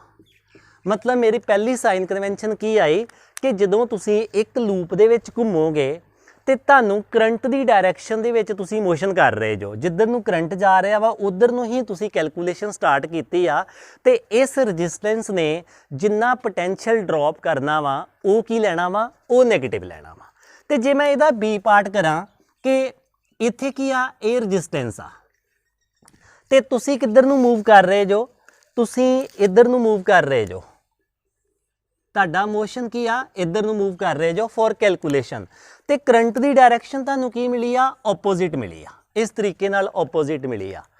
ਹੁਣ ਤੁਸੀਂ ਕੀ ਕਰਨਾ ਵਾ? ਹੁਣ ਜਿੰਨਾ ਇਹਨੇ ਪੋਟੈਂਸ਼ੀਅਲ ਡ੍ਰੌਪ ਕਰਨਾ ਵਾ ਨਾ, ਦੇਖੋ ਰੈਜ਼ਿਸਟੈਂਸ ਜਿਹੜੀ ਹੁੰਦੀ ਹੈ ਨਾ, ਰੈਜ਼ਿਸਟੈਂਸ ਸਰਕਟ ਦੇ ਵਿੱਚੋਂ એનર્ਜੀ ਦਾ ਲਾਸ ਕਰਦੀ ਆ, ਕਿਉਂਕਿ ਰੈਜ਼ਿਸਟੈਂਸ ਤੇ ਆਪਾਂ ਲਾਈ ਇਸ ਕਰਕੇ ਆ ਕਿ ਪੋਟੈਂਸ਼ੀਅਲ ਡ੍ਰੌਪ ਹੋਵੇ। ਸੋ ਇੰਨੀ ਜਿਹੜਾ ਹੁਣ ਪੋਟੈਂਸ਼ੀਅਲ ਡ੍ਰੌਪ ਕਰਨਾ ਨਾ, ਤੁਸੀਂ ਉਹਨੂੰ ਕੀ ਲੈਣਾ ਵਾ? ਪੋਜ਼ਿਟਿਵ ਲੈਣਾ ਵਾ। ਕੈਲਕੂਲੇਟ ਕਿਵੇਂ ਕਰਨਾ? ਕੈਲਕੂਲੇਟ ਤੇ V = IR ਦੇ ਨਾਲ ਹੀ ਕਰਨਾ। ਆਪਾਂ ਦੇਖਾਂਗੇ ਨਾ ਕਿ ਇਹਦੇ ਚੋਂ ਕਿੰਨਾ ਕਰੰਟ ਫਲੋ ਕਰ ਰਿਹਾ ਵਾ ਤੇ ਇਹਦੀ ਰੈਜ਼ਿਸਟੈਂਸ ਕਿੰਨੀ ਆ। ਹੁਣ ਜੇ ਆਪਾਂ ਨੂੰ ਕਰੰਟ ਦਾ ਪਤਾ ਲੱਗ ਜੂਗਾ, ਰੈਜ਼ਿਸਟੈਂਸ ਦਾ ਪਤਾ ਲੱਗ ਜੂਗਾ ਤੇ ਆਪਾਂ V ਕੱਢ ਦੇਣਾ। ਆਪਾਂ ਨੂੰ ਪਤਾ ਲੱਗ ਜਾਏਗਾ ਕਿ ਇਹਦੇ ਵਿੱਚ ਕਿੰਨਾ ਪੋਟੈਂਸ਼ੀਅਲ ਜਿਹੜਾ ਪਲੱਸ ਮਾਈਨਸ ਹੋ ਰਿਹਾ ਵਾ। ਪਰ ਇੱਕ ਸਾਈਨ ਕਨਵੈਨਸ਼ਨ ਆ ਕਿਰਚਫ ਦੇ ਰੂਲ ਨੂੰ ਸੋਲਵ ਕਰਨ ਵਾਸਤੇ, ਜਾਂ ਆਪਾਂ ਇਦਾਂ ਕਹਿ ਸਕਦੇ ਹਾਂ ਕਿ ਕੰਪਲੈਕਸ ਸਰਕਟ ਨੂੰ ਸੋਲਵ ਕਰਨ ਵਾਸਤੇ ਅਸੀਂ ਕੀ ਆ? ਇੱਕ ਸਾਈਨ ਕਨਵੈਨਸ਼ਨ ਬਣਾਈਆਂ ਹੋਈਆਂ ਵਾ। ਮਤਲਬ ਸਾਈਨ ਕਨਵੈਨਸ਼ਨ ਇੱਕ ਸੈੱਟ ਆਫ ਰੂਲ ਬਣਾਇਆ ਹੋਇਆ ਵਾ ਜਿਹਦੇ ਨਾਲ ਪ੍ਰੋਬਲਮਸ ਜਿਹੜੀਆਂ ਵਾ ਉਹ ਆਸਾਨੀ ਨਾਲ ਸੋਲਵ ਹੋ ਜਾਂਦੀਆਂ ਵਾ। ਇਹਦੇ ਵਿੱਚ ਆਪਾਂ ਇਹ ਪੜ੍ਹਿਆ ਕਿ ਜਦੋਂ ਰੈਜ਼ਿਸਟੈਂਸ ਕਰੰਟ ਦੀ ਡਾਇਰੈਕਸ਼ਨ ਦੇ ਵਿੱਚ ਮਿਲਦੀ ਆ ਤੇ ਤੁਸੀਂ ਵੀ ਉਧਰ ਨੂੰ ਮੂਵ ਕਰ ਰਹੇ ਜੋ, ਤੇ ਇਹਨੇ ਜਿਹੜਾ ਪੋਟੈਂਸ਼ੀਅਲ ਡ੍ਰੌਪ ਕਰਨਾ ਵਾ ਉਹ ਕੀ ਲੈਣਾ ਵਾ? ਨੈਗੇਟਿਵ ਲੈਣਾ ਵਾ। ਤੇ ਜੇਕਰ ਇਹਦੇ ਆਪੋਜ਼ਿਟ ਮਿਲਦਾ ਵਾ ਕਿ ਤੁਸੀਂ ਮੋਸ਼ਨ ਇੱਧਰ ਨੂੰ ਕਰ ਰਹੇ ਜੋ ਤੇ ਰੈਜ਼ਿਸਟੈਂਸ ਦੇ ਵਿੱਚ ਕਰੰਟ ਇੱਧਰ ਨੂੰ ਆ ਰਿਹਾ ਵਾ, ਤੁਸੀਂ ਇਹਨੂੰ ਕੀ ਲੈਣਾ ਵਾ? ਜਿੰਨਾ ਇਹਨੇ ਪੋਟੈਂਸ਼ੀਅਲ ਡ੍ਰੌਪ ਕੀਤਾ ਉਹਨੂੰ ਕੀ ਲੈਣਾ ਵਾ? ਪੋਜ਼ਿਟਿਵ ਲੈਣਾ ਵਾ। ਇਹ ਸਾਡਾ ਰੈਜ਼ਿਸਟੈਂਸਸ ਦਾ ਵਾ। ਤੇ ਜੇਕਰ ਅਸੀਂ ਸੈੱਲ ਦੀ ਗੱਲ ਕਰੀਏ, ਦੇਖੋ ਸਾਡੇ ਕੋਲੋਂ ਕੀ ਆ? ਇੱਥੇ ਇੱਕ ਸੈੱਲ ਮਿਲਿਆ, ਤੁਸੀਂ ਮੂਵ ਕਰ ਰਹੇ ਜੋ ਸਾਡੇ ਕੋਲੋਂ ਕੀ ਆ ਸੈੱਲ ਮਿਲਿਆ, ਤੁਸੀਂ ਮੋਸ਼ਨ ਇੱਧਰ ਨੂੰ ਕਰ ਰਹੇ ਜੋ, ਮੂਵ ਇੱਧਰ ਨੂੰ ਕਰ ਰਹੇ ਜੋ ਫॉर ਕੈਲਕੂਲੇਸ਼ਨ ਵਾਸਤੇ। ਜਦੋਂ ਸੈੱਲ ਲੱਗਾ ਹੋਵੇ ਨਾ ਉਦੋਂ ਇੱਕ ਗੱਲ ਤੇ ਤੁਸੀਂ ਆਪਣੇ ਆਪ ਹੀ ਸਮਝ ਜਾਓ ਕਿ ਜਿਹੜਾ ਪੋਜ਼ਿਟਿਵ ਆ ਨਾ ਉਹਦੇ ਤੋਂ ਕਰੰਟ ਬਾਹਰ ਨਿਕਲਣਾ ਵਾ ਤੇ ਨੈਗੇਟਿਵ ਦੇ ਅੰਦਰ ਜਾਣਾ ਵਾ। ਮਤਲਬ ਅਸੀਂ ਆਪਣੇ ਆਪ ਹੀ ਆਟੋਮੈਟਿਕਲੀ ਕਰੰਟ ਦੀ ਜਿਹੜੀ ਡਾਇਰੈਕਸ਼ਨ ਆ ਨਾ ਉਹਨੂੰ ਡਿਟੈਕਟ ਕਰ ਲੈਣਾ ਵਾ। ਹੁਣ ਇੱਥੇ ਕੀ ਆ, ਕਰੰਟ ਦੀ ਡਾਇਰੈਕਸ਼ਨ ਜਿਹੜੀ ਆ ਉਹ ਤੁਹਾਡੀ ਕੈਲਕੂਲੇਸ਼ਨ ਵਾਲਾ ਜਿਹੜਾ ਮੋਸ਼ਨ ਆ ਨਾ ਉਹਦੇ ਆਪੋਜ਼ਿਟ ਆ। ਤੇ ਇਹ ਸੈੱਲ ਜਿੰਨੀ ਵੀ ਵੋਲਟ ਦਾ ਵਾ ਜਾਂ ਜਿੰਨੇ ਵੀ EMF ਦਾ ਵਾ ਨਾ ਇਹਨੂੰ ਕੀ ਲੈਣਾ ਵਾ, ਨੈਗੇਟਿਵ ਲੈਣਾ ਵਾ। ਮੰਨ ਲਓ ਜੇ 12 ਵੋਲਟ ਦਾ ਵਾ ਨਾ ਤੇ ਇਹਨੂੰ -12 ਲੈਣਾ, ਤੇ ਜੇ ਇਹ 6 ਵੋਲਟ ਦਾ ਵਾ ਤੇ -6 ਲੈਣਾ। ਹੁਣ C ਰੂਲ ਹੋ ਗਿਆ ਏ, ਇੱਥੇ D ਸਾਈਨ ਕਨਵੈਨਸ਼ਨ ਕਹਿੰਦਾ ਕਿ ਮੰਨ ਲਓ ਇੱਥੇ ਇੱਕ ਸੈੱਲ ਲੱਗਾ ਆ ਤੇ ਇਹਦੇ ਵਿੱਚ ਇਹ ਪੋਜ਼ਿਟਿਵ ਹੋ ਗਿਆ ਤੇ ਇਹ ਨੈਗੇਟਿਵ ਹੋ ਗਿਆ, ਤੇ ਤੁਸੀਂ ਕੈਲਕੂਲੇਸ਼ਨ ਕਰਨ ਵਾਸਤੇ ਮੋਸ਼ਨ ਕਿੱਧਰ ਨੂੰ ਕਰ ਰਹੇ ਜੋ, ਇੱਧਰ ਨੂੰ ਕਰ ਰਹੇ ਜੋ। ਹੁਣ ਜੇਕਰ ਇਦਾਂ ਦੀ ਸਥਿਤੀ ਪੈਦਾ ਹੁੰਦੀ ਆ ਤੇ ਇਹ ਬੈਟਰੀ ਜਾਂ ਇਹ ਜਿਹੜਾ ਸੈੱਲ ਵਾ ਇਹਦੀ ਵੋਲਟੇਜ ਨੂੰ ਤੁਸੀਂ ਕੀ ਲੈਣਾ ਵਾ, ਇਹਦੀ ਵੋਲਟੇਜ ਨੂੰ ਤੁਸੀਂ ਲੈਣਾ ਵਾ ਪੋਜ਼ਿਟਿਵ। ਤੇ ਜੇਕਰ ਆਪਾਂ ਕੈਪੈਸੀਟਰ ਦੀ ਗੱਲ ਕਰੀਏ, ਕੈਪੈਸੀਟਰ ਦੇ ਕੇਸ ਵਿੱਚ ਵੀ ਸੇਮ ਕੇਸ ਵਾ। ਮਤਲਬ ਕੈਪੈਸੀਟਰ ਜੇ ਆਉਂਦਾ ਵਾ, ਮਤਲਬ ਇਸ ਸਰਕਟ ਨੂੰ ਸੋਲਵ ਕਰਨ ਲੱਗਿਆ ਕਿਤੇ ਵਿੱਚ ਲੱਗਾ ਹੋਵੇ ਤੇ ਫਿਰ ਕੈਪੈਸੀਟਰ ਕਿੱਦਾਂ ਲੱਗਾ ਹੁੰਦਾ ਵਾ, ਕੈਪੈਸੀਟਰ ਦੇ ਦੋਨੋਂ ਡੰਡੇ ਸੇਮ ਲੈਂਥ ਦੇ ਪਰ ਇੱਕ ਪੋਜ਼ਿਟਿਵ ਤੇ ਇੱਕ ਨੈਗੇਟਿਵ ਸੈੱਲ ਦੇ ਵਾਂਗ ਹੀ। ਤੇ ਜੇਕਰ ਕਰੰਟ ਕਿੱਧਰੋਂ ਆ, ਕਰੰਟ ਇੱਧਰੋਂ ਇੱਧਰ ਨੂੰ ਆ ਇਸੇ ਤਰੀਕੇ ਨਾਲ ਹੀ। ਤੇ ਜੇਕਰ ਤੁਸੀਂ ਇੱਧਰ ਨੂੰ ਮੂਵ ਕਰ ਰਹੇ ਜੋ ਤੇ ਕੈਪੈਸੀਟੈਂਸ ਕੀ ਲੈਣੀ ਆ, ਨੈਗੇਟਿਵ ਲੈਣੀ ਆ। ਤੇ ਜੇਕਰ ਤੁਸੀਂ ਉਲਟਾ ਮੂਵ ਕਰ ਰਹੇ ਜੋ ਤੇ ਕੈਪੈਸੀਟੈਂਸ ਕੀ ਲੈਣੀ ਆ, ਪੋਜ਼ਿਟਿਵ ਲੈਣੀ ਆ। ਸੋ ਅਸੀਂ ਇਹ 3 ਸਰਕਟ ਐਲੀਮੈਂਟ ਸਮਝੇ ਅਜੇ ਤੱਕ, ਰੈਜ਼ਿਸਟੈਂਸ, ਸੈੱਲ, ਬੈਟਰੀ ਜਾਂ ਕੈਪੈਸੀਟਰ। ਪਰ ਜੇਕਰ ਅਸੀਂ ਚੌਥੇ ਸਰਕਟ ਐਲੀਮੈਂਟ ਦੀ ਗੱਲ ਕਰੀਏ ਤੇ ਉਹ ਅਸੀਂ ਯੂਜ਼ ਕਰਾਂਗੇ ਇੰਡਕਟਰ, ਜਿਹੜਾ ਕਿ ਅਸੀਂ ਅਜੇ ਸੈਕੰਡ ਯੂਨਿਟ ਦੇ ਵਿੱਚ ਨਹੀਂ ਪੜ੍ਹਿਆ। ਜੇਕਰ ਅਸੀਂ ਇੰਡਕਟਰ ਯੂਜ਼ ਕਰਾਂਗੇ ਨਾ ਤੇ ਇੰਡਕਟਰ ਦਾ ਸਿੰਬਲ ਕੀ ਆ, ਸਾਡੇ ਕੋਲੋਂ ਇਸ ਤਰ੍ਹਾਂ ਦੀ ਇੱਕ ਕੋਇਲ ਆ, ਇਹਨੂੰ ਅਸੀਂ ਕੀ ਬੋਲਦੇ ਆ, ਇੰਡਕਟਰ ਬੋਲਦੇ ਆ। ਤੇ ਜੇਕਰ ਅਸੀਂ ਮੂਵ ਇੱਧਰ ਨੂੰ ਕਰ ਰਹੇ ਆ ਤੇ ਇਸ ਇੰਡਕਟਰ ਦੇ ਵਿੱਚ ਕਰੰਟ ਦੀ ਡਾਇਰੈਕਸ਼ਨ ਵੀ ਇੱਧਰ ਨੂੰ ਆ, ਤੇ ਆਪਾਂ ਜਿਹੜੀ ਇਹਦੀ ਇੰਡਕਟੈਂਸ ਆ ਨਾ ਉਹਨੂੰ ਕੀ ਲਵਾਂਗੇ, ਨੈਗੇਟਿਵ ਲਵਾਂਗੇ। ਬੇਸ਼ੱਕ ਅਸੀਂ ਇੰਡਕਟਰ ਬਾਰੇ ਅਜੇ ਨਹੀਂ ਪੜ੍ਹਿਆ। ਜੇਕਰ ਅਸੀਂ ਉਲਟਾ ਹੋਏਗਾ, ਮਤਲਬ ਕਰੰਟ ਦੀ ਡਾਇਰੈਕਸ਼ਨ ਤੋਂ ਉਲਟ ਤੁਸੀਂ ਮੂਵ ਕਰ ਰਹੇ ਜੋ ਕੈਲਕੂਲੇਸ਼ਨ ਕਰਨ ਵਾਸਤੇ, ਫਿਰ ਅਸੀਂ ਇੰਡਕਟਰ ਦੀ ਜਿਹੜੀ ਆ ਇੰਡਕਟੈਂਸ ਉਹ ਪੋਜ਼ਿਟਿਵ ਲਵਾਂਗੇ। ਹੁਣ ਇਹਦੇ ਵਿੱਚ ਜੇਕਰ ਆਪਾਂ ਕਨਕਲੂਡ ਕਰੀਏ, ਜੇਕਰ ਆਪਾਂ ਸੈੱਲ ਦੀ ਤੇ ਕੈਪੈਸੀਟਰ ਦੀ ਗੱਲ ਕਰੀਏ ਨਾ, ਤੇ ਸੈੱਲ ਤੇ ਕੈਪੈਸੀਟਰ ਦੇ ਵਿੱਚ ਜੇਕਰ ਸਾਨੂੰ ਪਹਿਲਾਂ ਮੋਸ਼ਨ ਕਰਦੇ ਆ, ਪਹਿਲਾਂ ਦੇਖੋ ਇੱਧਰ ਨੂੰ ਆਪਾਂ ਮੂਵ ਕਰ ਰਹੇ ਆ, ਪਹਿਲਾਂ ਪੋਜ਼ਿਟਿਵ ਟਰਮੀਨਲ ਮਿਲਿਆ ਵਾ ਤੇ ਅਸੀਂ ਕੀ ਲੈਣਾ ਵਾ, ਨੈਗੇਟਿਵ ਲੈਣਾ ਵਾ। ਇੱਥੇ ਵੀ ਕੀ ਆ, ਇੱਧਰ ਨੂੰ ਮੂਵ ਕਰਦੇ ਆ, ਪਹਿਲਾਂ ਪੋਜ਼ਿਟਿਵ ਮਿਲਿਆ ਵਾ ਤੇ ਨੈਗੇਟਿਵ ਲੈਣਾ ਵਾ। ਤੇ ਜੇਕਰ ਅਸੀਂ ਰੈਜ਼ਿਸਟੈਂਸ ਤੇ ਇੰਡਕਟਰ ਦੀ ਗੱਲ ਕਰੀਏ, ਇਹਨੂੰ ਅਸੀਂ ਕੀ ਬੋਲਦੇ ਆ, ਇੰਡਕਟਰ। ਇਹ ਵੀ ਇੱਕ ਸਰਕਟ ਐਲੀਮੈਂਟ ਹੁੰਦਾ ਵਾ ਇੰਡਕਟਰ, ਜਿਹੜਾ ਅਸੀਂ 5ਵੇਂ 6ਵੇਂ ਯੂਨਿਟ ਦੇ ਵਿੱਚ ਪੜ੍ਹਨਾ ਵਾ। ਪਰ ਇਹਦੀ ਥੋੜੀ ਜੀ ਮੈਂ ਬਰੀਫਲੀ ਇੰਟਰੋਡਕਸ਼ਨ ਇੱਥੇ ਦੇ ਰਿਹਾ ਵਾਂ ਕਿਉਂਕਿ ਸਾਨੂੰ ਹੋ ਸਕਦਾ ਕਿਸੇ ਸਰਕਟ ਦੇ ਵਿੱਚ ਇੰਡਕਟਰ ਵੀ ਦਿੱਤਾ ਹੋਵੇ। ਇੰਡਕਟਰ ਤੇ ਰਜਿਸਟਰ ਨੂੰ ਆਪਾਂ ਜਿਹੜਾ ਵਾ ਉਹਦੀ ਸਾਈਨ ਕਨਵੈਨਸ਼ਨ ਜਿਹੜੀ ਆ ਉਹ ਇੱਕੋ ਤਰੀਕੇ ਨਾਲ ਲੈਣੀ ਆ ਕਿ ਜੇਕਰ ਤੁਸੀਂ ਕਰੰਟ ਦੀ ਡਾਇਰੈਕਸ਼ਨ ਦੇ ਵਿੱਚ ਮੂਵ ਕਰ ਰਹੇ ਜੋ ਤੇ ਨੈਗੇਟਿਵ ਲੈਣਾ ਵਾ, ਇੱਥੇ ਵੀ ਕੀ ਆ, ਕਰੰਟ ਦੀ ਡਾਇਰੈਕਸ਼ਨ ਦੇ ਵਿੱਚ ਸਾਡਾ ਮੋਸ਼ਨ ਆ ਤੇ ਨੈਗੇਟਿਵ ਲਿਆ ਵਾ। ਤੇ ਜੇਕਰ ਅਸੀਂ ਆਪੋਜ਼ਿਟ ਮੂਵ ਕਰ ਰਹੇ ਹਾਂ ਕਰੰਟ ਦੀ ਡਾਇਰੈਕਸ਼ਨ ਦੇ ਤੇ ਇਹਦਾ ਪੋਟੈਂਸ਼ੀਅਲ ਡਿਫਰੈਂਸ ਜਿਹੜਾ ਵਾ ਉਹ ਪੋਜ਼ਿਟਿਵ। ਸਾਡੀਆਂ ਇਹ ਕੁਝ ਸਾਈਨ ਕਨਵੈਨਸ਼ਨਸ ਆ ਜਿਹੜੀਆਂ ਅਸੀਂ ਸਰਕਟ ਨੂੰ ਸੋਲਵ ਕਰਨ ਵਾਸਤੇ ਜਿਹੜੀਆਂ ਵਾ ਯੂਜ਼ ਕਰਨੀਆਂ ਵਾ। ਹੁਣ ਅਸੀਂ ਐਗਜ਼ਾਮਪਲਸ ਦੇਖਦੇ ਹਾਂ ਤੇ ਐਗਜ਼ਾਮਪਲ ਦੇ ਜ਼ਰੀਏ ਆਪਾਂ ਇਹਨਾਂ ਸਾਈਨ ਕਨਵੈਨਸ਼ਨਸ ਨੂੰ ਤੇ ਕਿਰਚਫ ਦੇ ਵੋਲਟੇਜ ਰੂਲ ਨੂੰ ਬਿਹਤਰ ਤਰੀਕੇ ਨਾਲ ਸਮਝ ਲਵਾਂਗੇ ਤੇ ਦੇਖਾਂਗੇ ਕਿ ਉਹਦੇ ਵਿੱਚ ਅਸੀਂ ਆਪਣੀਆਂ ਪ੍ਰੋਬਲਮਸ ਨੂੰ ਕਿਵੇਂ ਸੋਲਵ ਕਰਾਂਗੇ। ਅਸੀਂ ਕਿਰਚਫ ਲਾ ਦੀ ਇੱਕ ਐਗਜ਼ਾਮਪਲ ਦੇਖ ਲੈਂਦੇ ਹਾਂ। ਜਿਵੇਂ ਕਿ ਸਾਡੇ ਕੋਲੋਂ ਕੁਝ ਰੈਜ਼ਿਸਟੈਂਸਸ ਲੱਗੀਆਂ ਹੋਈਆਂ ਵਾ ਤੇ ਕੁਝ ਬੈਟਰੀਜ਼ ਲੱਗੀਆਂ ਹੋਈਆਂ ਵਾ ਤੇ ਸਾਨੂੰ ਇਸ ਸਰਕਟ ਦੇ ਵਿੱਚ ਪੁੱਛਿਆ ਗਿਆ ਵਾ ਕਿ ਇਹ ਜਿਹੜੀ 8 ਓਮ ਆ ਇਹਦੇ ਅਕ੍ਰੋਸ ਪੋਟੈਂਸ਼ੀਅਲ ਡਿਫਰੈਂਸ ਕਿੰਨਾ ਵਾ, ਮਤਲਬ ਜੇਕਰ ਇੱਥੇ ਵੋਲਟਮੀਟਰ ਲਗਾਇਆ ਜਾਵੇ ਤੇ ਉਹ ਕਿੰਨੀ ਰੀਡਿੰਗ ਦੇਗਾ। ਸੋ ਸਾਡੇ ਕੋਲ ਕੁਐਸਚਨ ਆ calculate potential difference across 8 Om. ਅਸੀਂ ਇਸ ਐਗਜ਼ਾਮਪਲ ਦੇ ਵਿੱਚ ਜਿਹੜੀਆਂ ਸਾਡੀਆਂ ਸਾਈਨ ਕਨਵੈਨਸ਼ਨਸ ਆ ਉਹਨਾਂ ਦੀ ਵੀ ਇੱਕ ਵਾਰੀ ਰਿਹਰਸਲ ਕਰ ਲਾਂਗੇ ਤੇ ਸਾਡੇ ਜਿਹੜੇ ਕਿਰਚਫ ਦੇ ਦੋਨੋਂ ਰੂਲ ਆ ਅਸੀਂ ਉਹਨਾਂ ਨੂੰ ਵੀ ਇੱਕ ਵਾਰੀ ਪੜ੍ਹ ਲਾਂਗੇ। ਸੋ ਅਸੀਂ ਸ਼ੁਰੂ ਕਰਦੇ ਹਾਂ ਇਸ ਐਗਜ਼ਾਮਪਲ ਨੂੰ। ਪਹਿਲਾਂ ਅਸੀਂ ਕਰੰਟ ਦੀ ਮਾਰਕਿੰਗ ਕਰ ਲੈਂਦੇ ਹਾਂ। ਅਸੀਂ ਸਭ ਤੋਂ ਪਹਿਲਾਂ ਕੀ ਕਰਦੇ ਹਾਂ ਕਿ ਇਸ ਬੈਟਰੀ ਦੇ ਕਰੰਟ ਨੂੰ I1 ਕਹਿ ਦਿੰਦੇ ਹਾਂ। ਇਹ ਕਰੰਟ ਇੱਧਰ ਨੂੰ ਜਾ ਰਿਹਾ, ਜੇਕਰ I1 ਪੋਜ਼ਿਟਿਵ ਟਰਮੀਨਲ ਤੋਂ ਨਿਕਲ ਰਿਹਾ ਵਾ ਤੇ ਡੈਫੀਨੇਟਲੀ I1 ਅੰਦਰ ਵੀ ਜਾ ਰਿਹਾ। ਇਹਦਾ ਮਤਲਬ I1 ਹੀ ਇੱਥੇ ਹੋਏਗਾ ਸੋ ਸਾਡੇ ਕੋਲੋਂ ਇੱਕ ਬੈਟਰੀ ਹੋਰ ਆ, ਅਸੀਂ ਇਹਦੇ ਕਰੰਟ ਨੂੰ ਕੀ ਕਰਦੇ ਆ I2 ਕਹਿ ਦਿੰਦੇ ਆ। ਇੱਥੋਂ ਕਿੰਨਾ ਜਾ ਰਿਹਾ ਵਾ I2 ਜਾ ਰਿਹਾ ਇੱਥੇ ਤੱਕ, ਤੇ ਆ ਵੀ ਕਿੰਨਾ ਰਿਹਾ ਵਾ I2 ਆ ਰਿਹਾ ਵਾ, ਇੱਥੇ ਵੀ I2 ਆ। ਸੋ ਜੇਕਰ ਉੱਪਰੋਂ I1 ਆ ਰਿਹਾ ਵਾ ਤੇ ਇੱਥੋਂ ਵੀ I2 ਆ ਰਿਹਾ ਵਾ, ਤੇ ਆਪਾਂ ਜੇਕਰ ਗੱਲ ਕਰੀਏ ਤੇ ਇੱਧਰ ਨੂੰ ਕਿੰਨਾ ਜਾ ਰਿਹਾ ਵਾ, ਇੱਧਰ ਨੂੰ I1 ਜਮਾ I2 ਜਾ ਰਿਹਾ ਵਾ, ਤੇ ਇੱਥੇ I1 ਜਮਾ I2। ਸਭ ਤੋਂ ਪਹਿਲਾਂ ਤੁਸੀਂ ਕਰੰਟ ਦੀ ਲੇਬਲਿੰਗ ਕਰਨ ਲੱਗਿਆ, ਇੱਥੇ ਦੋ ਜੰਕਸ਼ਨ ਬਣਦੇ ਆ, ਉਹਦੇ ਵਿੱਚ ਦੇਖੋ ਕਿ ਕਿਰਚਫ ਦਾ ਜਿਹੜਾ ਪਹਿਲਾ ਰੂਲ ਆ ਉਹ ਸੈਟੀਸਫਾਈਡ ਹੁੰਦਾ ਵਾ ਜਾਂ ਨਹੀਂ ਹੁੰਦਾ। ਹੁਣ ਦੇਖੋ ਜੇ ਆਪਾਂ ਜੰਕਸ਼ਨ D ਦੀ ਗੱਲ ਕਰੀਏ, ਜੰਕਸ਼ਨ D ਦੇ ਵਿੱਚ ਕਿਹੜਾ ਕਰੰਟ ਐਂਟਰ ਹੋ ਰਿਹਾ ਵਾ I1 ਜਮਾ I2, ਇਹ ਕਰੰਟ ਐਂਟਰ ਹੋ ਰਿਹਾ ਵਾ, ਤੇ ਬਾਹਰ ਵੀ ਕਿਹੜਾ ਨਿਕਲ ਰਿਹਾ ਵਾ I1 ਜਮਾ I2। ਸੋ ਇਹ ਸਾਡਾ ਜਿਹੜਾ ਜੰਕਸ਼ਨ ਆ ਉਹ ਬੈਲੈਂਸ ਆ।